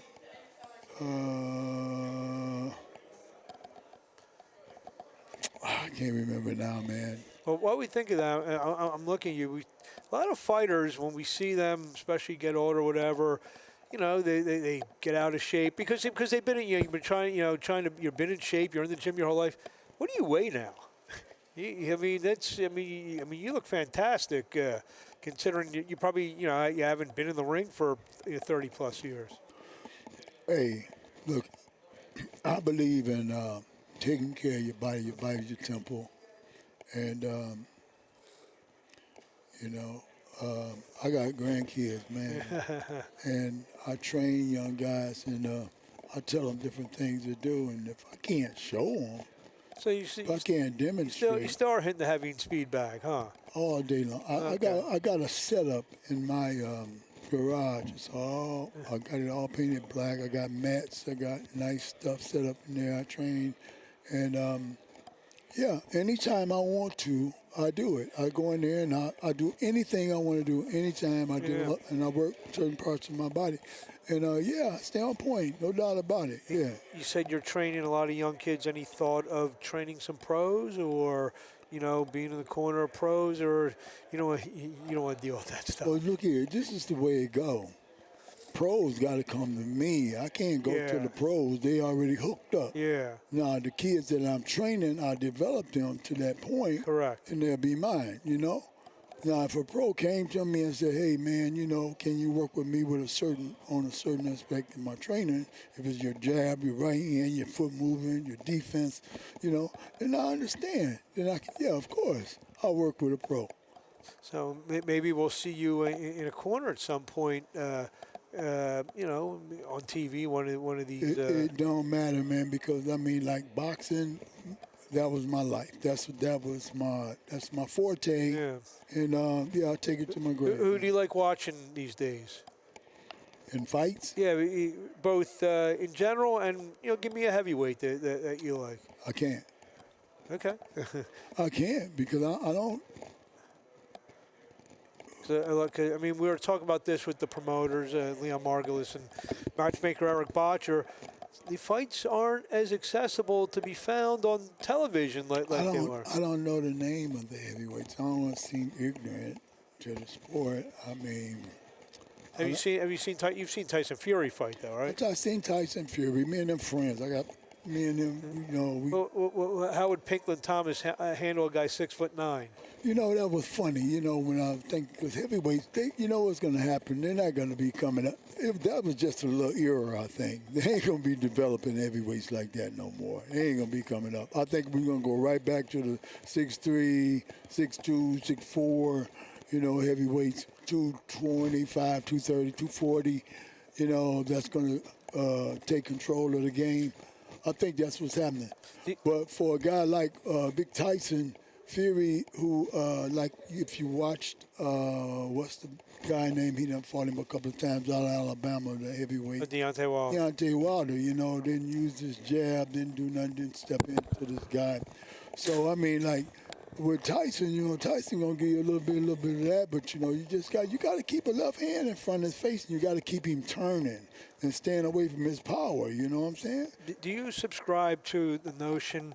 I know back in your day, we mentioned about all the great heavyweights that were, the top 10, the top 15, the top 20. A lot of people, there's been a notion saying, well, the best athletes now, they're playing college football, they're playing tight end somewhere, defensive line somewhere. Do you believe that some of these athletes have migrated to other sports rather than boxing? No. The reason why is because if they were involved in boxing and they established themselves in boxing, they can't just go straight into football or basketball or another sport. Now, as far as their heart go and their spirit, when they're coming up, I know some big guys who, I would love to train, but that's what they do. They're going right into the football. But I physically condition them for their sport, But, man, I ain't fighting, man. That's too tough. I remember I used to run a gym in Philly. We had some football players and especially defensive linemen, they do all that hand fighting, so that they boxing is a good exercise for what they were doing. You believe? Is that true? Yeah, true. Yeah, and I do have a guy. I've kind of I've turned him around from MMA. Okay. He was all over the place, and he had been training for about a year and a half as MMA, but he had never had a fight, but he could really do it. So he did come to me, and now I got him. I've had him almost about 8-9 months now. So he's having his first amateur fight next month on the 31st. And I've got him standing up, putting his feet together, and not all over the place. So we'll see how he do. Only 23 years old too, so he's a good kid. There we go. Just trying to adjust the mic. So, what can we expect out of you in the next few months? You bringing some of these young kids to tournaments now, or some of the amateur tournaments? Yeah, like I said, there's one on the 31st. It's not a USA boxing show. It's another show that's going to be here in Waterford Lakes. And I've got 3 kids on there. One I've had since he was 10. He's going on 14. I got another one just picked up about 4 months ago. But see, I develop them real fast because I do one-on-one training and I put them through it, So all of them will be fighting January 31st. And I'm working them. I'm doing a number on them right now. I've been getting them ready for about 2 hard weeks now. What do you want to say to the fans out there? I know there was a lot of, and like I said, you can go on a Saturday afternoon. We mentioned some of the fights, the Witherspoon fights and whatnot. Saturday afternoon on NBC or CBS, Pinklon Thomas was front and center there. And you mentioned about the fights not being as accessible they were. A lot of fans, I'm sure you've acquired over the years. Yeah, and I'm very grateful. I wish that it was the same, that, because I watched, I watched so many, fights back in the 70s and the late 60s, on guys who was coming up, or Yaki Lopez and different ones, who was, doing their thing back in that era. And I got a lot of, give you a lot of energy, So, but I don't know, for my fans out there, hey, if you like boxing, stick to the boxing. You want to follow the game, follow the game. I love it. Just stay strong, stay focused, and please do what you do and do best at what you do. We actually, on the screen now, we actually have the cover of your book. So. Yeah. Okay. So explain that about doing a book and reliving some of the memories. I mean, when you're going through that with the author John Greenberg, did talk about that whole prospect, reliving the memories, your career. Well, doing the book, it was a process. It was on about 16 years before I did the book. I had a lot of things that I felt uncomfortable about talking about. I had to really talk to different people. I had to change, names and stuff like that. And I had writers who were, I had a Christian writer, a lady who wrote my book and took all the meat out of it and didn't want me to put mine in there, and I couldn't do that. So I had to hang my book up. Then I had another guy who started, and then he's really tried to, take over as the, and so I had to cut him loose. And I was at the convention, the Florida Boxing Convention, and the guy who was writing Emil Griffin's book. Okay. Can't call his name now, but he was writing his book, and he was very busy. And I went to him and I said, look, man. He said, look, I know Pink. I know. He said, but I'll tell you what. Go see John Greenberg. John Greenberg, he probably can do it. So the next morning we get up. We sit down and we talk for about 2 hours. I say, man, John, let's talk in a couple of days. He said, okay, Pink, I'll give you a call. You give me a call. I called him in a couple of days. When I called John in a couple of days, John said, okay, I got a couple of chapters. I said, how the hell you got a couple of chapters, John? I ain't told you nothing. He said, yeah, you did. That's why I got a couple of chapters. And then he started reading what he had wrote. And I said, wow, that's amazing, So then I knew that I had the right guy. It's a great story. Pinklon, thank you for a few minutes of your time. I was 12, 13 years old, so some of my first boxing memories are watching Pinklon Thomas fights on TV and watching some of those fights. Brought many great moments to the heavyweight division, and we wish you luck on all your training, and hopefully we'll see you maybe in a corner somewhere. Thank you, man. God bless you. Thank you. I appreciate it. Okay. Pinklon Thomas, the former heavyweight champion of the world, join us here. We are doing a live podcast, and let's maybe get a couple of people. Get Joe DeGuardia is my man. Joe, you want to sit down for a few minutes and talk? We're live. Oh, we'll do both. We'll do both. We got Aaron and Joe DeGuardia, great, one of the great promoters. What's up, Joe? How you doing? Good, Marc. How are you? I can't complain. We're here at the. Aaron can sit down, and Joe sitting with Pinklon Thomas. We'll get both of you guys and talk a little boxing. So Joe, another convention. To talk about, you've been to a million of these conventions. Talk about what goes on. What are you looking to do this weekend? Oh, listen, it's just great to be back down here, and you see people you sometimes see only once a year. Yeah. People you do business with, but it's good. It's good seeing people like Aaron Snowel, one of the great trainers. Pinklon champ. Eric, a quick question. Any Pinklon Thomas stories? Any memories that come to mind when I say Pinklon Thomas? Oh, he was the man. He was the boxer, smooth, we always liked the smooth boxer. When I was boxing, I was always for the boxer. Yeah. The mover. Now that I'm promoting, I'm more for the guy that comes forward. Of course. And get the action. So, obviously, you've run this unbelievable series. How many years have we going on now at the Paramount? We started. At least 10, right? It's going to be, we're coming up on 15. 15. Well, I say at least 10. Yeah, 16 years. 2011, we started at the Paramount. So you do this. It's probably one of the best, if not the most consistent club series that also packs, you've sold out crowds every time you're there. Yeah, we and I'm happy. We've always seemed to get great fights. Yeah. Our last show, I'm shocked. Every single fight was a war, and no knockouts. I was shocked about that too. And you've built. Again, what's it all about? 1,500 people. It holds 1,200. 1,200.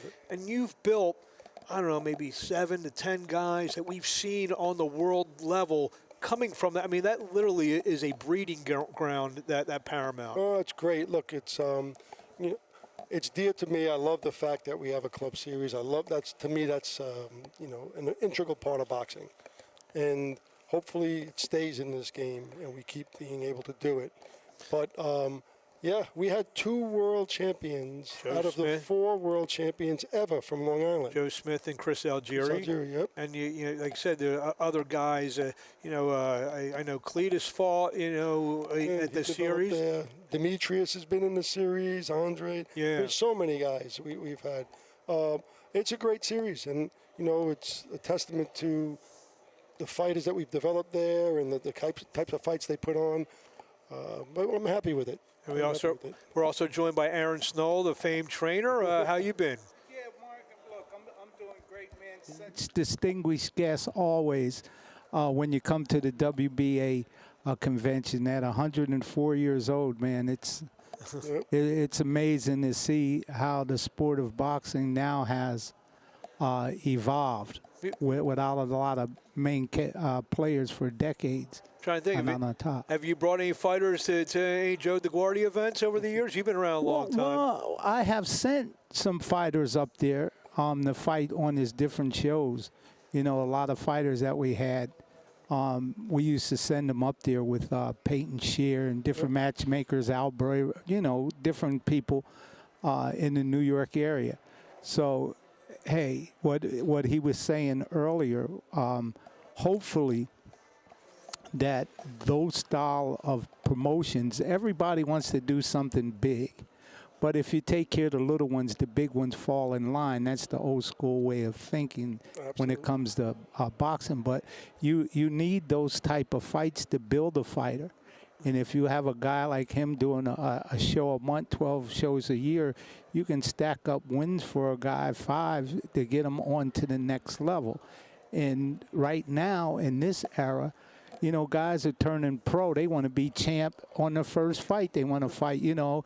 And most of them are not ready for that. It was just amazing that Leon Spinks, a gold medalist, could go in with 7 fights and fight Muhammad Ali, you know, the greatest of all times, and pull that victory off with 7 fights. But those type of fighters are really rarely in the sport of boxing. You have to constantly develop a fighter, see how he does in 4 rounds, 6 rounds, and then move him up the scale till you can get him on that championship level where he sharpens his tool. The trainers can work for him, get him in dynamite shape, you know, to fight on that. And his style of promotions, which is missing in the game, is because everybody wants big money. Yep. And it's just hard to do it anymore. You know, 4-round fighters want $5,000 and ain't did nothing. You know what I'm saying? So it makes it kind of rough. And bless your heart for all hard work you put in at that stage of the game. It's just amazing. Well, we had Leon Margules on earlier, and Jung asked you some of the questions that we talked to Leon about. The business is changing. You know, Saudi Arabia, TKO. Where's your thoughts? Where are you standing on everything that's going on at that part of the business? Well, look, nothing stays the same. That's the one thing that's constant in life, is that things change. Now, boxing, we've dealt with a lot of changes in the past too. I mean, you know, when I first started promoting, you know, HBO was just the player, the new player in the game. You know, and before that, we went from network television. You lost network television. We had to go through HBO. Then we went pay-per-views and everything else. This one's a little tough. You know, we're in a different world in a lot of respects because everything's marginalized. You know, the common person, you know, you're not watching what you're watching on television and streaming or whatever else it might be. It's not like the old days. You go, you know, everybody's watching Johnny Carson. You know what's going on. You maybe 6 channels. Exactly. Now you got 600. But look, boxing will still survive. We're going to go through, you know, maybe a little bit of a change and stuff. But, you know, I'm confident that people will still be out there putting on shows and doing things. Look, there's a lot of shows. Yeah. You know, they're all over the place. The problem is we're so fractured as an industry. And I know there are forces coming in that want to create their own, you know, unfractured part of the game. Or maybe fracture it even more. But, what it becomes is maybe it will be unfractured. It will be, you know, a good model, but it's just going to be another model. Yeah. I mean, you know, I think when you have the talent, you'll be able to ultimately move that talent, but you need these kinds of shows. And, you know, it's tough. We have boxing commissions that sometimes don't understand a lot that's taking place in the game.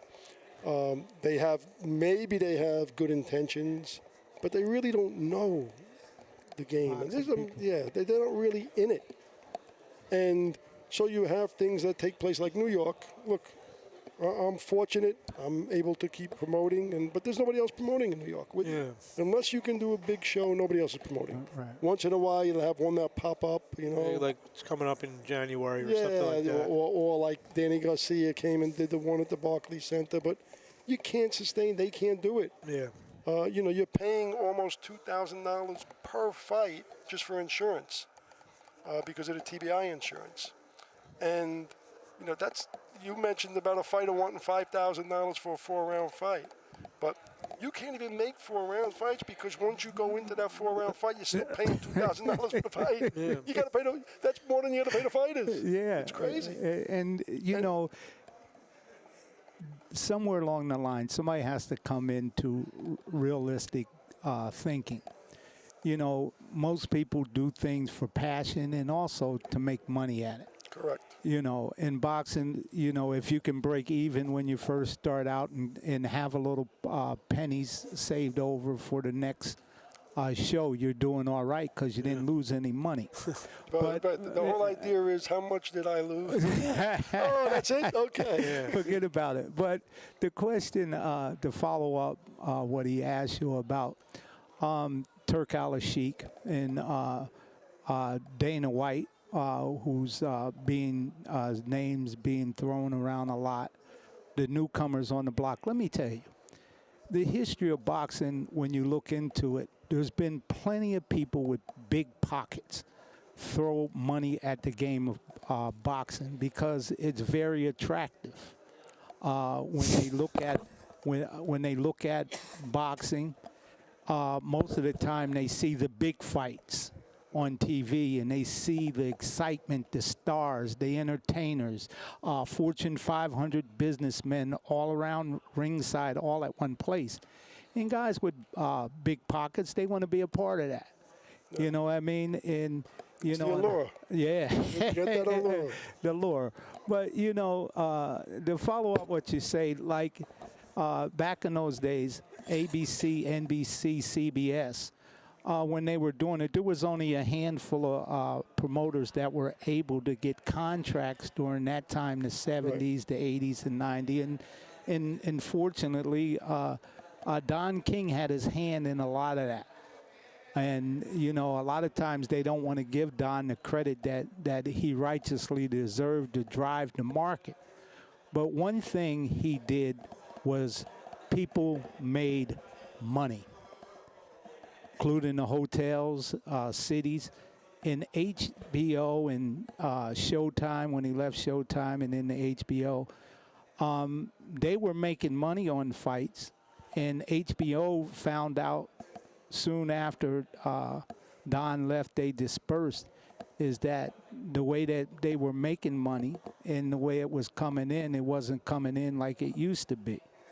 And so they folded up because they weren't making any money. The prescription base had went down for HBO, and they had it. There's an interesting thing in boxing, and that is the networks. This is straight through always. Casinos, whatever it might be. They use boxing to get to where they got to get to, and then they throw it to the side. Yeah, and absolutely. Look, I think they've thrown it to the side. There's no networks and no casinos. But HBO built its subscription base off of boxing. Yes, they did. Okay, and then when they got strong, Sopranos, this, that, it became easy to get rid of it. Yeah. It happens with casinos. Yeah. Mm-hmm. Now there's some talk now that Vegas is starting to have a little problems with the casinos. If they are, boxing will be back there. We'll be paying again. But the problem is that as an industry, we've always let everybody else dictate to us. Yeah. And that's the change. Look, I got to give credit to Dana White. I mean, he did a great job at the UFC. But that's the UFC. It's a lot different. Our model is very different. Fighters, are going to be seeking the big paydays. Now, Turkey Al-Sheikh has that. And Dana's talking about having, 4 fights a year. That would be bigger fights and stuff like that. But ultimately, it's the stuff that we're doing. Oh, absolutely. That's got to maintain. Yeah, well, you got to look, man. Just go to like somewhere like Bottjer and look down the schedule fights there's fights going on all over the world. So when you go and look at all over the world, as major streaming platforms come up, you know what I mean? That the creation of all these belts happened with the age of television, is because one champion in each division can't fight on the demand of what television wants. So all of these organizations, you know, they created these belts and things to keep up with the demand to try to supply the TV networks around the world. Well, See, like anything else, there's always plus and minus. Yeah. You asked about the organizations and stuff like that. I mean, there's plus and minus. You look and say, well, would it be great to have one champion? Sure. But then 3 other guys don't get the opportunity to fight for the championship. Right. The promotion doesn't have the opportunity to market a championship. But, you know, there's pluses both ways. Both ways. One thing I will say, when you started this, you asked me about the conventions. And I try to make it to the conventions every year, all of them. Yeah. But the WBA, I try to make it to all the time because I do remember, and you know, I know people like to knock the organizations, but I do remember back in the late 90s, I had a southpaw light heavyweight who was a slick, and I couldn't get him fights. That's why I started promoting. I was managing him, and I had to promote to get him fights. And he got rated by the WBA. And I remember being in a convention in Venezuela, all right? And Gilberto Jesus rated him #1, and that gave me the shot to get him to fight Virgil Hill, and then the vacant title for Eddie Smulders. But, you know, so there's a lot of good that comes out also from it. Yeah, let me. So, like I said, everything's a balance. He just put something in my mind. He just mentioned about a southpaw light heavyweight. Real quickly, this past week, Antonio Tarver named to the Hall of Fame. Absolutely. Who you promoted all of his pretty much his big fights. Just talk about that. And, you know, that, I mean, obviously you played a big part in that. So how does that make you feel when you see something that, you know, obviously Antonio put the work in, whatever, but you crafted and molded and, you know, like you said, maybe came to a convention and got him ranked, got Roy Jones fights and stuff like that. How does that make you feel when that happens? Oh, it's great. You talk about going to a convention. I remember hopping on that plane and getting to the last time it was in Phuket when we were negotiating his fight with Glenn Johnson. And we were bouncing back and forth between Johnson and the English, Australian fighter. But it's great. It's great to see Antonio get that. It feels good for me, obviously, but I feel good for him. And, you know, he put a lot in, and Antonio was a character. Yeah. You know, and, but his fight against Roy Jones, when he had the nerve to say, "What's your excuse going to be tonight, Roy?" I mean, that was, you could hear a pin drop in the MGM. So look, I'm glad for him, and you know, he deserves it. I actually, interestingly, I had my Rocking Fights. We have Rocking Fights 53. That's our 53rd show at the Paramount coming up on February 28th. Our next show, 54, was scheduled for June 13th. That was when Tarver got inducted. I said, I got to get up there for him, you know. Yeah, so you're postponing the show, so probably? I moved the show from June 13th to June 27th. Okay. I mean, well, that's a blessing, yeah, man. so You know, I want to be see a up there guy for like him. Going there. Yeah, You know, he deserves it. Yeah. He fought a lot of contenders, as you well know, coming up. Yep. In the fights that he had with Roy Jones and stuff the like that. trilogy with Roy Jones was just, you know. He showed up big, you know. Yep. He righteously deserves to be up there. But, you know, to go back, you know, what you were saying, at a 104-year convention, you know, I've been to a lot of them in my day, you know. When the IBF got started, when Bob Lee at the convention, you know, he didn't get enough votes at the convention to be president. He got, I'm tired of this. He goes off and starts the IBF. And, you know, for the IBF, the reason why I show up is because I've been trainer of the year for them many a times with Gilberto's father, Dr. Cordoba, who was president, and then Jimmy Benz from Philadelphia when he was vice president, and when Gilberto Sr., when he got the nod to become president, back in those days when you came to a convention to see, Murad Muhammad, Butch Lewis, Lou Duva, Bob Arum, Don King, all of them in one place, biting at the bit in the convention, fighting, arguing, cussing, screaming, shouting. It was just amazing back then, and to see everybody trying to cool the heat of the day, because all of them's trying to get the nod to get to that big opportunities, and they were the days. And then you had fabulous champions, come up, like for the WBA, John Luis, I think he's here. John Luis, wow. And to be the first Hispanic heavyweight champion, and then, Nikolai valued 7'2" to become the tallest heavyweight champion. You know what, when you mentioned Tava, what Ruiz had to do with that no excuses? Do you remember it? Because Jones beat Ruiz at heavyweight and then came back down and said that that's why he didn't look as good in the first fight. And that was the excuse, and that's what Tava was talking about. So, just days like that, and back in the day when, in the heavyweight division, to see Michael Dokes come out with Mike Weaver and blasted in Caesar's Palace, in a controversy fight, and didn't have to come back with a mandatory rematch there at the Blazing Dooms. That day when Michael Dokes and Weaver fought in Las Vegas, Tim Witherspoon fought Larry Holmes on that show too. It was a co-main event. But that day out in Vegas, man, it had to be when Dokes and Weaver fought, man. Probably, I say, 130 with that heat, man. And them dudes, it was just amazing fight. It was nothing but guts for all them rounds. It was just amazing. I just had Pinklon Thomas on, so we could group him with all those guys because he fought all those guys as well. I asked him, and Joe and Aaron, you guys have been around Joe. Your family's been around the fight game for forever. The depth of fighters. I was talking with Pinklon Thomas. You had Dokes and Weaver and Kutsuya and all those other guys in the mid '80s that you were just talking about, Witherspoon. There's not do you feel it's not the depth in some of these divisions that there was back in the day? Look, there's not enough activity. It's hard for fighters to get activity. They don't want the activity sometimes. They're looking for just the big paydays. That's why I was never a matchmaker. They look for reasons not to fight. Yeah, and then I have one today.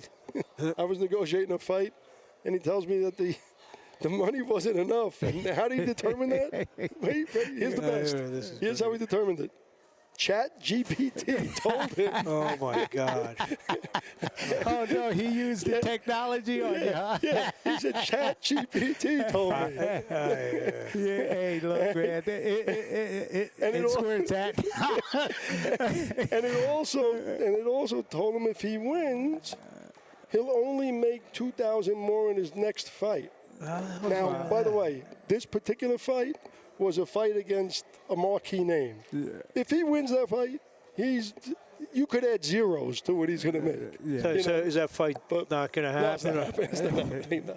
But it's just, listen, and there's other factors to it. But just the idea that this is the stuff you hear. It's crazy. And the other factor, though, is the gyms aren't the same. Yeah. No, in the old days, you walk into a boxing gym, and you knew the owners, everybody, and there was real trainers in the gym. That's correct. And you had more than one trainer in the gym. That was real. But you had trainers, that they knew what they were doing. You had guys you can call the gym and ask who's training, who's working out, who's in shape, who's ready. You call the gyms for fights. Yeah. Those days are gone. Yeah. You don't have that, and you don't have, enough of the neighborhood type of stuff going on where that you're building up fighters here, and right next door they're building up fighters, the next town over, and you could do cross-town fights, and or even not even fights. the gyms, you know, getting the work and stuff Yeah. like that. And it develops a fighter, develops those experiences that a fighter needs. There's so much in this game. And you're going to learn that by being able to spar right, being able to have the right trainers, knowing what you're looking at. And a lot of that doesn't exist today. But you also have the ones that do have the training and do have the top guys and do have the right foods and the right technologies. You know, you could do a lot more than you used to be able to do because technology's changing. You know, we've become healthier. We know about foods. We know about those things, but there's very few. Well, overall, you know, fighters are more aware how to take care of their body. Exactly.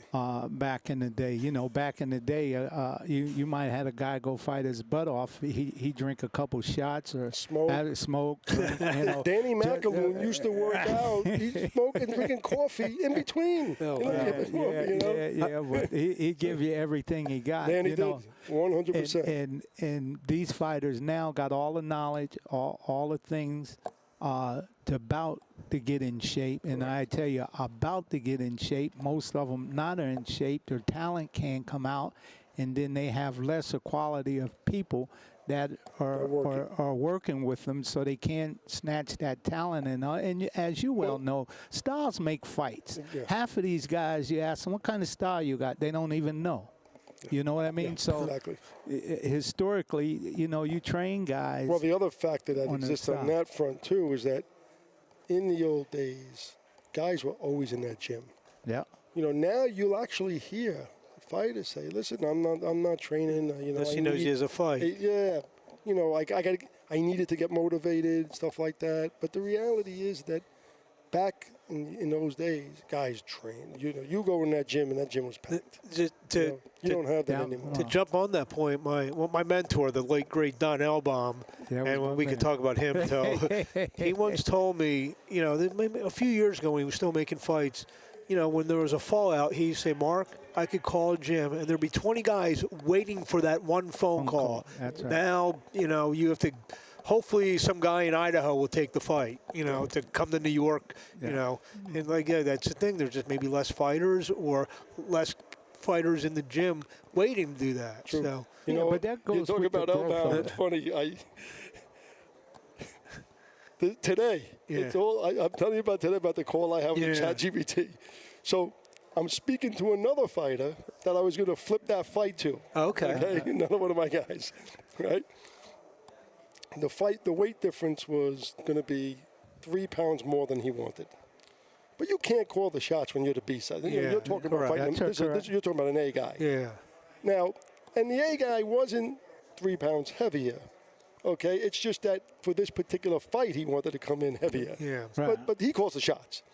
But anyway, I'm laughing because that was another excuse. But in the old days, you'd call Don Elbaum because you know what Don Elbaum's opinion was about weights, right? Yeah. Never matters. No. He wants to. I remember He doesn't believe it matters. He doesn't. He goes, weight doesn't matter. The better skills. fighter's gonna That's win. it. That's it. The better fighter's going to win. He told me that. That's how he always felt. Yeah. Now, I don't know. Tell him about that. You know, he got a 40-pounder going against him. I'm going to tell you a funny story. In Atlantic what he City, believed. Yeah. No, he told me that. Yeah, he believed that. in Atlantic City, Don Elbaum, when he was promoting fights at the Tropicana. Every Tuesday night. Yeah, there was a fighter that I was training at the time who became IBF cruiserweight champion named Ricky Parkey. Yeah. So, you know, Don Elbaum, that is, had Ricky Parkey. And we were training in the Atlantic City Police, pal, and Ricky was sick with a cold.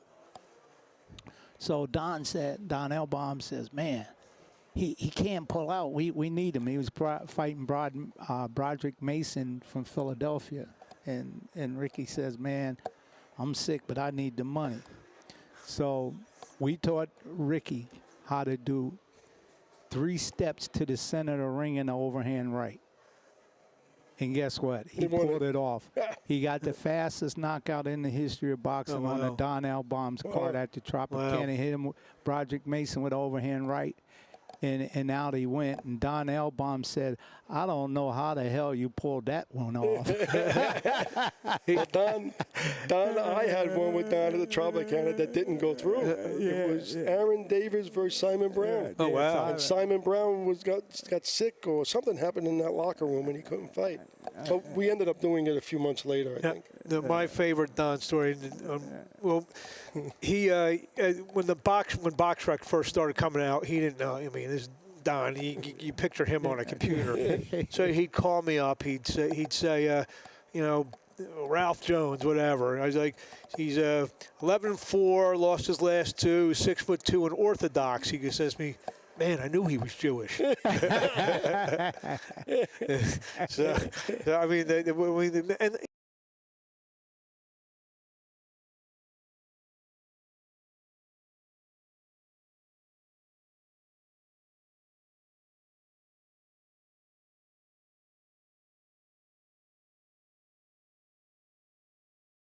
nice. We come here and everybody's together, and obviously, you know, you have a good time. You see people you know, things like that. But it doesn't have the same feel. Boxing doesn't have the same feel like it used to have. I mean, you know, you used to go to a fight, and you'd see everybody, and you talk about the color and this and that. You know, they did personalities, but it'd be different. yeah. You know, it's not the same right now. You have to remember, Joe, is that during that time, the trainers, the cut men, all of them had personalities that TV loved. Exactly. TV loved all the different personalities that they can bring out in a production. They don't do that anymore. No. Guys who train in top guys, they won't even hardly mention their name yet, talk to them. Yeah. You know. Well, the other side on that, too, is that back when, 20 years ago, and before that, obviously. Yeah. But everybody, you really knew everybody. Everybody, like you that's knew who correct. the cut man was. You knew who the trainers were. Now I see cut men train. I don't even know who they Yeah. Because you know what? They're really not. Right, that's right. Know, you got guys. They work in fitness gyms. And go back to the commissions. New York, great commission. I mean, they're a good commission. I'm not going to say they're not. But these are the things they don't realize. They make it where the promoter has to provide the buckets and the towels for the trainers. Wow. Okay. Now, and cutmen, whatever it might be. But in those old days, they came with every train. Whenever you saw a cutman walking in, he had his stuff. Yeah. He had his little bag. He had all this stuff. But that was his craft. Yep. Yeah. And tools to the trade. It's not the same. Now you're right. You got a guy who works out in LA Fitness, and he's a trainer. Yeah. And so you don't really know who they are, which makes it hard in a lot of respects because you can't rely upon certain things you hear anymore. Yeah. But I guess that's all over the place. I go on. Sometimes I get this stuff on these Instagram or whatever it might be. I can't figure out, is that true or not true? Like, it's all that AI generated stuff. Is that dog really scared of lion away? Exactly. Exactly. And you're talking about like the personalities. I remember in the 80s and 90s, I used to watch fights just to watch the antics of like Lou Duva in the corner. You don't have that anymore. But he was a real trainer. Yeah. That's the point. I mean, you knew that the guys that were around were real. And we don't. It's a lot different because you might not know who they are. And they could be a real.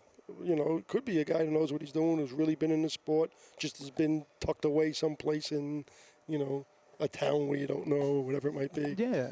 But more often than not, it's not. No, it's not. It's not. We met. I'm sorry. To go back in what you said about over in Saudi Arabia, what's happening,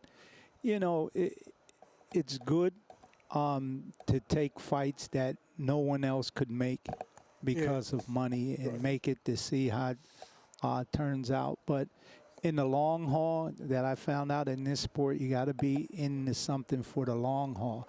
And what's going to happen, you can't continuously turn on a spigot and let water run out before the well runs dry. And one day, they keep paying guys like that. The well is going to run dry. You know, Harold Smith came along. Yep. He was papering the house like that, second to none. He had all the champions who was champions at the time.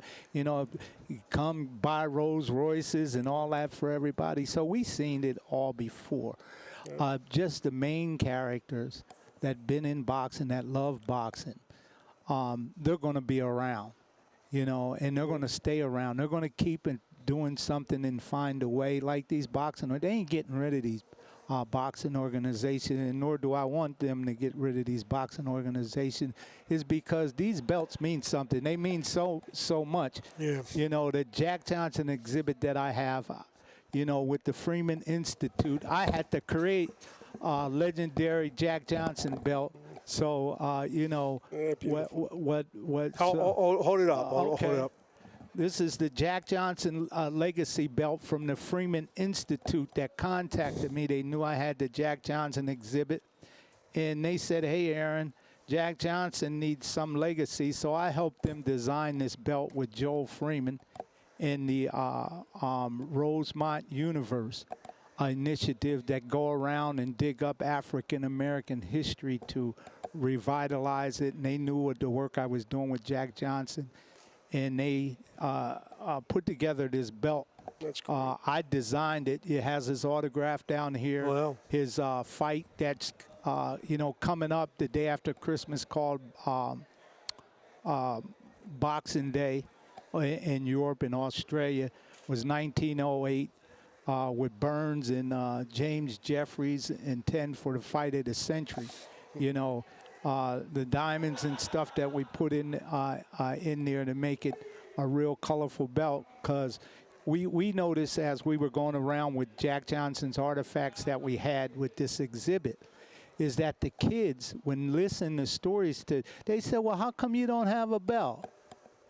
You know, he was champion. Where's his belt? I said, you know, that's an interesting question. I said he was just in that era before that belt era. But I would tell the kids we'll look into it, and then Joe Freeman contacted me. We designed this belt.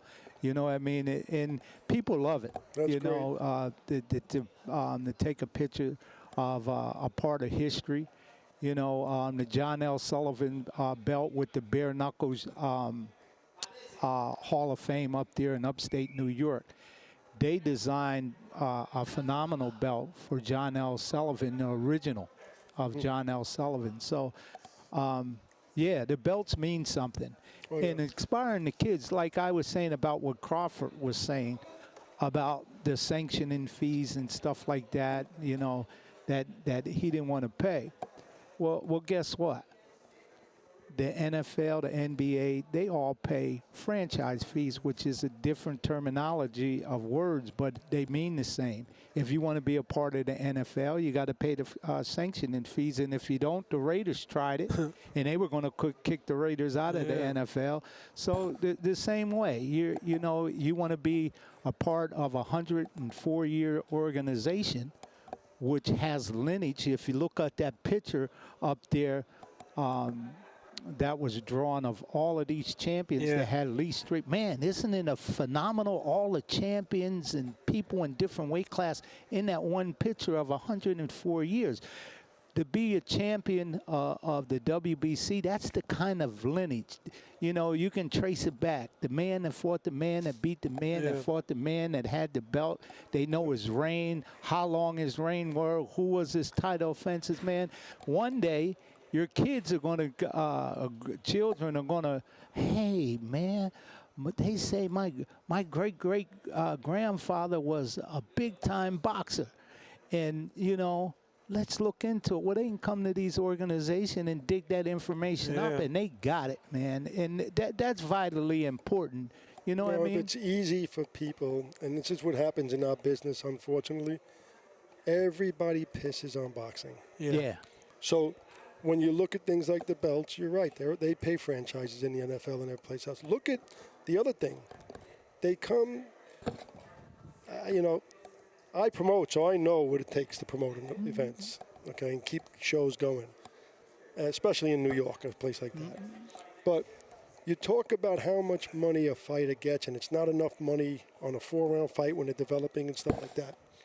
Go look and see what they pay Major League Baseball players when they come out to the farm system, or I mean, this is what happens. Yeah. This is what it's like. That you build yourself to get someplace, but everybody comes in boxing. How could you only do this? How could you only pay him $1,000?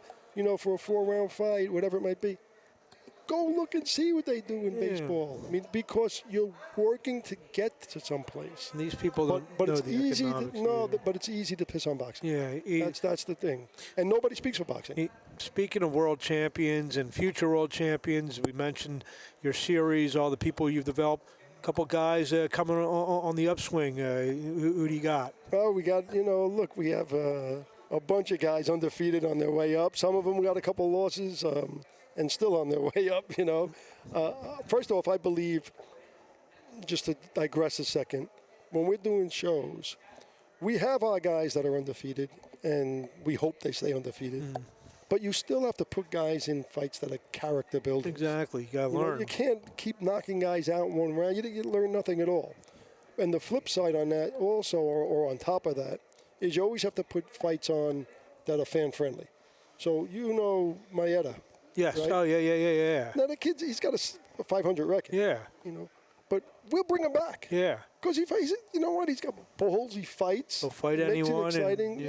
And, I want to reward guys like that. If they're going to fight, you got to reward them and stuff like that. Now, coming up, though, I have a guy who also has a couple losses, Wendy Toussaint. Okay, but but he just scored a big upset, big right? upset. He beat Joseph Hicks. Yes. Top Olympian, stuff like that. He picked up one of the titles, regional national title. We have him. We have Junior Yaunin. Yes. Very, very high on. In fact, one of the reasons he'll be here. He's here. I don't know if he got here yet, but he'll be here today. Yeah. Look, and he's a guy that he's a lot of great things have been destined for him for a long time, and now he got with you. You're keeping him active, and now part of my task is get him ranked. He's ranked. Yeah, he's ranked number 10 now, but I think he should be higher. Okay. But on top of that, we need the sanctioning body to put him up there to force somebody to fight him because they don't want to fight him. We just tried we've been trying a bunch of fights, but he's a good fighter. Yeah, no, he's very talented, very for sure, yep. So he's good. We got high hopes for him. Popeye, I still got. Richard Rivera? Yeah. So he came down in weight. So he's going to fight, So remember, 68? he fought Badu Jack. He got jobbed. Yes. And he came down to 68, right. So he's fighting at 68. Joe Smith is going to be back. Oh, wow, okay. Yeah. That's a little breaking news. Was he going to fight cruiserweight, probably? He's going to fight cruiserweight, yeah. Although, I tell you, he looks... I could put him at heavyweight. He looks solid, 210. In the old days, he'd be a heavyweight. And a guy like him, I'm sure. I don't know if you're looking to get him a couple win or two. I mean, one or two fights. Yeah, right back your phone will be ringing because obviously he's always put on good fights and at that world level. So. Yes. Yeah. As a matter of fact, you mentioned Bayou Jack. He's fighting tonight over there in California. It's our buddy Noel McCallion. Yeah, and these organizations, these regional belts, these subtitle belts, they're important. Extremely. Because you can gauge your guy at your development. All right, just say, hey, look, this guy's doing very well. We're trying to move him up in the rankings. Let's see if a one of these region, like a North American belt or the NABA belt, something like that's available. Let's try him out. 12-round fights. It's a title belt. Let's see the way he does. Let's see the way he performs. Yep, let him go up a level. And once he goes there, he wins. He's able, even if it goes the distance. You say he handled the 12 rounds pretty well against a decent fighter. 100%. He gets a belt. 100%. That belt means a lot to him. Yes. Number one, mentally, fighters question them 12 rounds. And when it was 15, let me tell you, a whole bunch of them used to question the 15-round bout. But they question, can they really go the distance in a 12-round fight? So when you're developing guys, it helps mentally for them. Understand, hey, look, I can go to 12 rounds. If I got to go, I can go. So it gives them, once they win these regional sub-belts that organizations have, like the WBA, it helps them move up in the rankings when you're lobbying for them. Say, hey, my guy got your belt. We're supposed to have in the rules this position by winning this belt. I'm just saying, hey, look, man, my guy's not in this position. You can plead your case. You know, a lot of times guys want to plead the case to these organizations, and they don't understand the rules of pleading the case. You know, they want special privileges you can get the special privilege if you have the guy lined up to get it. That's why Junior Yaunin is the WBA's North American champion. You're right. Yeah. What's next for him? He's well, I'm going to see how this turns out. We're looking for a big fight. I mean, you know, he's ready to go, and you know, his amateur pedigree and all the years and stuff like that. He's been active, so we're looking for something big. So you expect him to be the next graduate of the Rock and Fight series? Yeah. He's the first. He's the next one for the big title, for the real title. You know, the main title. We got a couple of surprising fights we're going to have in our next show, February 28th. Oh, wow, okay. So it'll be interesting, one of which is going to be another regional title. Yeah. Two undefeated guys that we have putting against each other. Gotcha. Because, again, you know, you got to build. Yeah, and you're doing it the right way, Joe. That's the way with younger fighters that do it. Yeah. You'll know if you got to bring them down a notch. Exactly. You know, say, hey, look, man, you didn't do this 10 rounds so good. Let's go back down to 8 rounds for you. And say, hey, look. Build you a little bit. Build, you know, good trainers can talk to a promoter, say, hey, look, I know you want them to fight 10 rounds. You want to be He's not ready for 10. Let's knock him down a notch. Yep. Give him a couple more. Let's get him in better shape, better condition. Let's try a different style opponent. Let's see the way he goes with a different style opponent. Let's see if he can handle that style. Let's see how he performs at that style.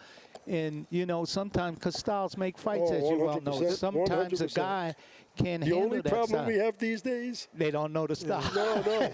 Well, that's one thing. But in the old days, you used to be able to go and say, let me look at the menu.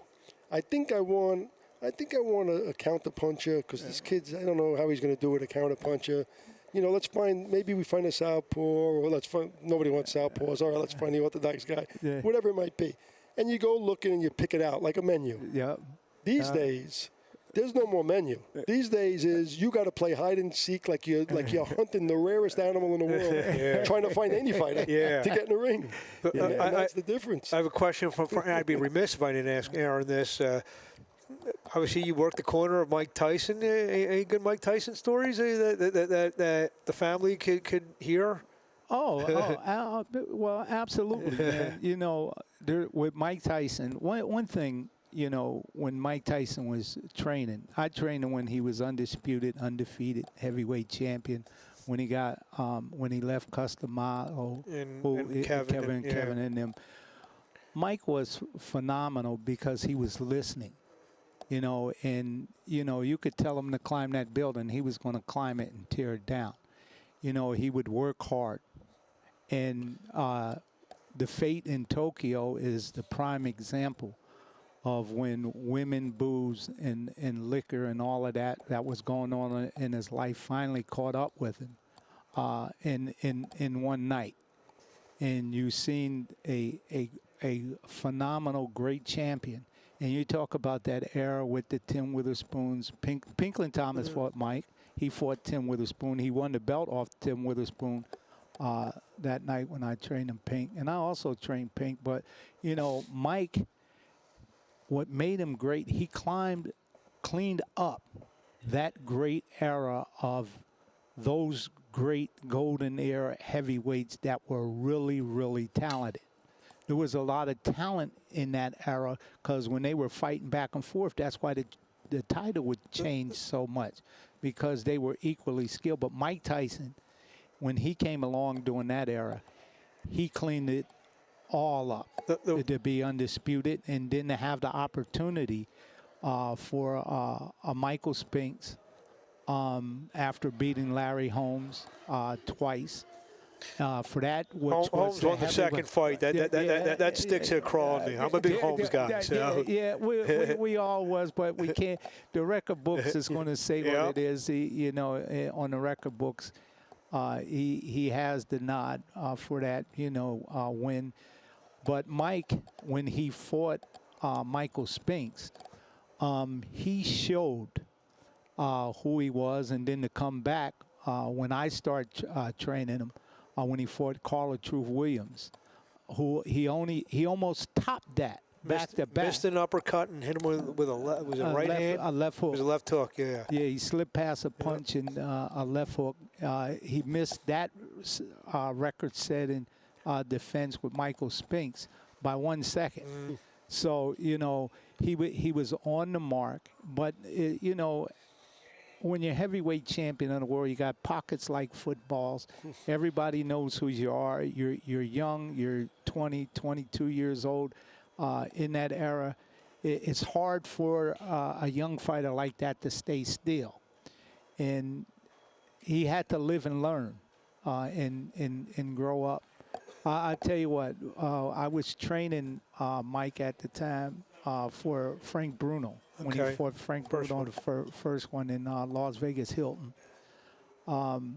We had made a gym in his house, just to work out heavy bag, speed bag, and stuff like that. So, and a matter of fact, when I first started training Mike, when he was going through all of that, he weighed probably 300 and some pounds when I first started training him. And that's why I was training Julian the Hawk Jackson at the camp. In Orwell, Ohio. Mike had came down to look at the camp, and I was in there training Julian.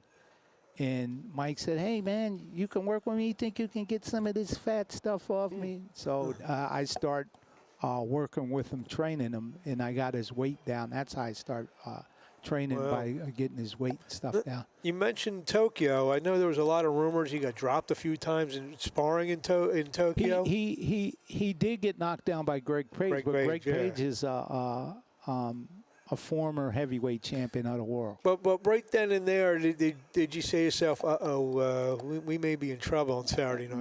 No, because it was part slip, part hit. He didn't have his foot underneath him, and Greg Page caught him at the time when off balance shot. But yeah, he got knocked down. But let me tell you, you ever hear of a fighter named Oliver McCall? Of course, I just broadcasted one. At 60 years old, I was broadcasting his fight. So when Mike fought Michael Spinks, Oliver McCall had Mike Tyson in the gym in Trump Plaza, bleeding like a pig that went to slaughter in his nose. Oliver, and tell us that, it was just days, maybe 12 days, 15 days before he fought Michael Spinks. Oh, wow. They took him from there up to the Catskills to cauterize his nose. Oh, wow. Because Oliver was busting him up. Mike always had trouble sparring Oliver McCall. And he came down, but he was able to overcome the obstacle in the ring. And maybe that's why he fought so furiously when he went in the ring with Michael Spinks. But, in Tokyo was a different story. Mike been over there before when he knocked out Tony Tubbs. And what he was going through, he really didn't want to be in Tokyo. He wanted to be here. He was chasing Robin Gibbons around. She would tell him to come somewhere. She'll call the media. They'll be at the airport and all that waiting for him to film him, and he'll get outraged. She said, "Oh, I see. I told you he's a raging maniac." Let me ask you a question. As a trainer, you're a quote. You're a disciplinarian. When all that kind of stuff is going on, because of who he is, there's really nothing you can do. Is that correct? No, that's not true. you can say something. And I said something to Mike, and he mostly all my fighters I run with them or be there running, and I used to run and be right there with Mike Tyson. So he had said in Tokyo, if these guys come to get me to run, man, I'm leaving out of here. I'm going. So, hey, we said, all right. He wasn't running. You see what I'm saying? He wasn't running. So I went to his room. I had a talk with him. I said, look, Mike. I said, the best I know in this game, brother, you're headed for a butt whooping, man. And he sat up in the bed. I said, look, man, even Superman got kryptonite. I said, what makes you Superman is how disciplined you are in training. You train hard. You go through them drills time after time to create your timing, your punching power. He stopped wanting to be drilled. You know, He probably just thought he could roll out of bed and a left hook and Right. we're going home. So, you know, in our conversation over there, he said, look, man, he said, I said, now, when you get your butt whooped, they're going to talk to me like I got four tails on the back of me. And I said, and they're going to try to destroy my career. Yeah. Because you don't want to listen. He said, look, man, he said, if I get my ass whooped, I'll take the blame. And I said, hey, look, man, from the best of my knowledge, if you don't trade away, you're going to have to take it. And he said, don't worry about it, my man. I will take it. When did you realize you were in trouble that night? Well, he was flat, you know, and one thing about the people in Japan, they don't never clap with excitement. And I all the time say my stock answer was that you could hear a rat piss on cotton that night. What they were listening. We knew that his timing was way off. You know what I mean? You could see it, his rhythm in his feet.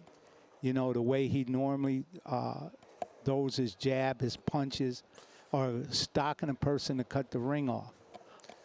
But anyway, however, he did land the uppercut. That's what I'm saying. You probably thought you dodged one after he dropped one. And he did dodge something. And to Mike Tyson's credit, I believe if the referee that night, when he was counting and where he picked up the count, Mike had knocked him out. He hadn't knocked Buster Douglas out. The count was long. That's a known fact. If he was able to be the victor that night, I think it would have been a different Mike Tyson. I think he would have went back to being disciplined, training hard, listening, going through those fundamental skills. After that, he had a mindset is that he didn't give a fuck anymore. Yeah. He just didn't care that much. And I'm going to tell you, there's photos out when Mike knocked Buster Douglas down. There's a picture of the referee over top of him, Buster counting. But if you look at Mike Tyson in that corner, he shot everything that he had with that punch that round when he knocked him down. You see his mouth open, his mouthpiece hanging out of his mouth like, is this really Mike Tyson? Because, you know, anytime Mike Tyson, he has to be one of the greatest finishers in boxing. Mm-hmm. You know, he would swarm on guys. If he got you hurt, you might as well forget about it. He's coming, he's bringing it. And he just shot his wad that night, and he didn't have it. Even though you were on the wrong end of that night, you ever say to yourself, I was part of one of the biggest sports moments, you know, past 45. I'm sure everyone remembers where they were when Mike Tyson got knocked down. I'm sure you did. Yeah. I remember where I was in the car because we didn't watch it live, two of my friends were coming back from some girl's house, and someone said it on the radio. And we're like, we had to run home and watch the replay, 2 a.m., me and my buddies. You ever say to yourself, I was a part of one of the biggest sports moments? Like I said, even though you were on the wrong end of it. Yeah, well, I've been on at the top end of a lot of great moments. And that was one of – look, there may have never been a Frankie Randall beating Julio Cesar Chavez and knocking him down. Yeah, but this was Mike Tyson. Yeah, but, Julio Cesar Chavez was Julio Cesar Chavez. I agree.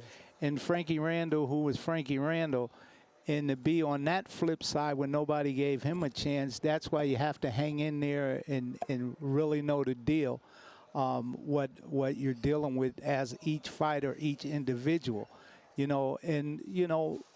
Mike, when it comes to that, to bring him back from that, that's something. But look at Mike Tyson when he was an amateur. Mike Tyson didn't win the gold. He didn't make the Olympic team. Styles make fights. And that kind of style that Buster had, Buster Douglas could never, ever fight that kind of fight again in his life the way he looked that night. Perfect night. Perfect night. Everything had to align. It was his night, and you can't take it away, and it wasn't Mike Tyson's night. But you have to give it to Buster. He fought his ass off. He fought the fight that he needed to fight, the win against Mike Tyson that night. But Mike, we pulled it back together, and he had the opportunity to fight Henry Tillman with those guys like Teddy Atlas and them, and Kevin Rooney training him. Where he lost, he came back. We were training him, and he knocked Henry Tillman out. So, there's things to read and compare. And people say, looking at Mike Tyson, well, if Mike Tyson would have stayed with Cus D'Amato, if he was living, let me tell you what, it was Cus D'Amato, Jim Jacobs, and Bill Caton and them that bring Mike Tyson to Don King. Don't get it construed. A lot of people look at it and say Don King stole Mike. He didn't have to steal Mike Tyson for what? Don King had it all. He had that HBO heavyweight series going on at the time. Jim Jacobs had Edwin Rosario. You remember Edwin Rosario? Okay, Edwin Rosario from Puerto Rico. He was champion, and Julio Cesar Chavez. Jim Jacobs had won it. Edwin Rosario for a big fight where he can make good money, because he, even though he was a great fighter, he didn't have good paydays. So Jim Jacobs, what a fabulous guy. If you knew Jim Jacobs, man, you talking about a damn good guy. It don't beat it. Jim Jacobs was square. He was good. And Jim had called up Don because they had a relationship. And Jim asked Don, he said, what can you do for Edwin Rosario? We want to fight Julio Cesar Chavez. Can you make that happen? It was kind of like a parlay deal kind of thing. Yeah. And Don made that fight with Edwin Rosario at the Las Vegas Hilton in Las Vegas. And Julio ended up winning, but it was the biggest payday for Edwin Rosario that he had. And behind that, he said, okay, he was with Top Rank. Top Rank had Mike Tyson. They were having him fight on ESPN along, and that's where, live in Atlantic City. Yeah, live in Atlantic City, let's get ready to rumble. All of those guys got started being on those type of telecasts. But, Don had every heavyweight in the division. He said, I'll bring you my up-and-coming star to Jim. Don, to promote Mike, he had that heavyweight series going on. Tournament. Yeah. Don took a promotional fee as part of working with Jim Jacobs and Bill Caton at the time to promote Mike Tyson. And there was a guy named Mitch Green. You ever hear of him from New York? Of course.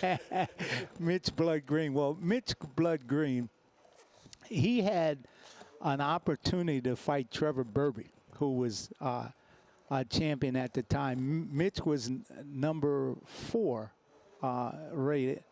Mitch said, man, I'm going around, and I trained Mitch Green. I trained Mitch Green when he fought Mike in the guard. Mitch said, man, there ain't enough room in New York City for me and that Cicely Tyson, as Mitch called him.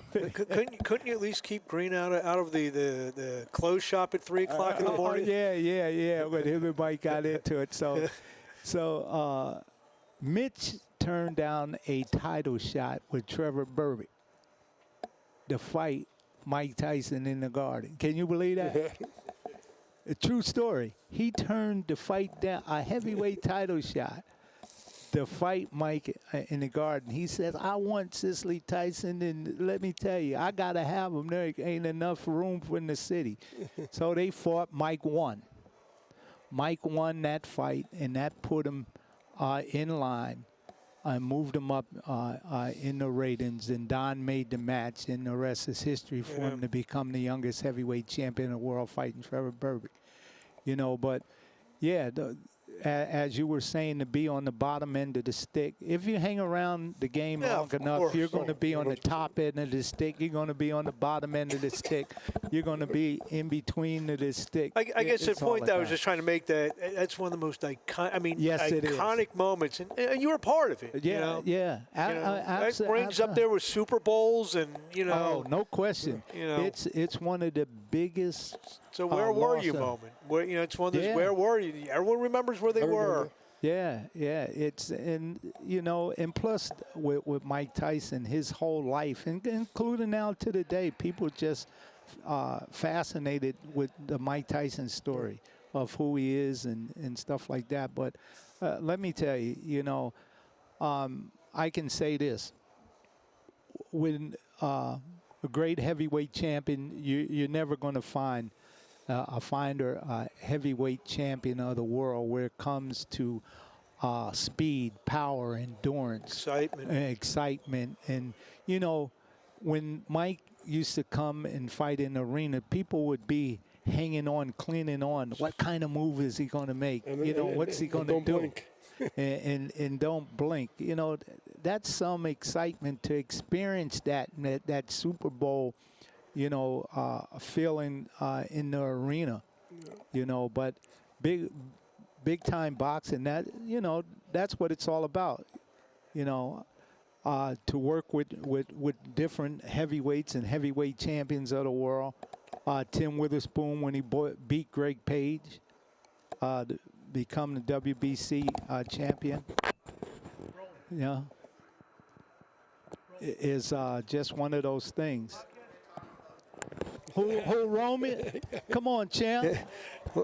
Look who comes walking by. What's going on, champ? We got the WBA welterweight champion of the world. I'm going to give him. Okay. All right, Marc, I speak. Thank you so much, Joe. All right. Rolando Rolly Romero. Rolly, thank you for a few minutes joining us here. Good seeing you, bro. What's happening, Rolly? Everything good? They tell me you got a new belt. It's called Jack Johnson. What up, Jack Johnson? He a legend. Yeah, man. He a real legend. And so are you.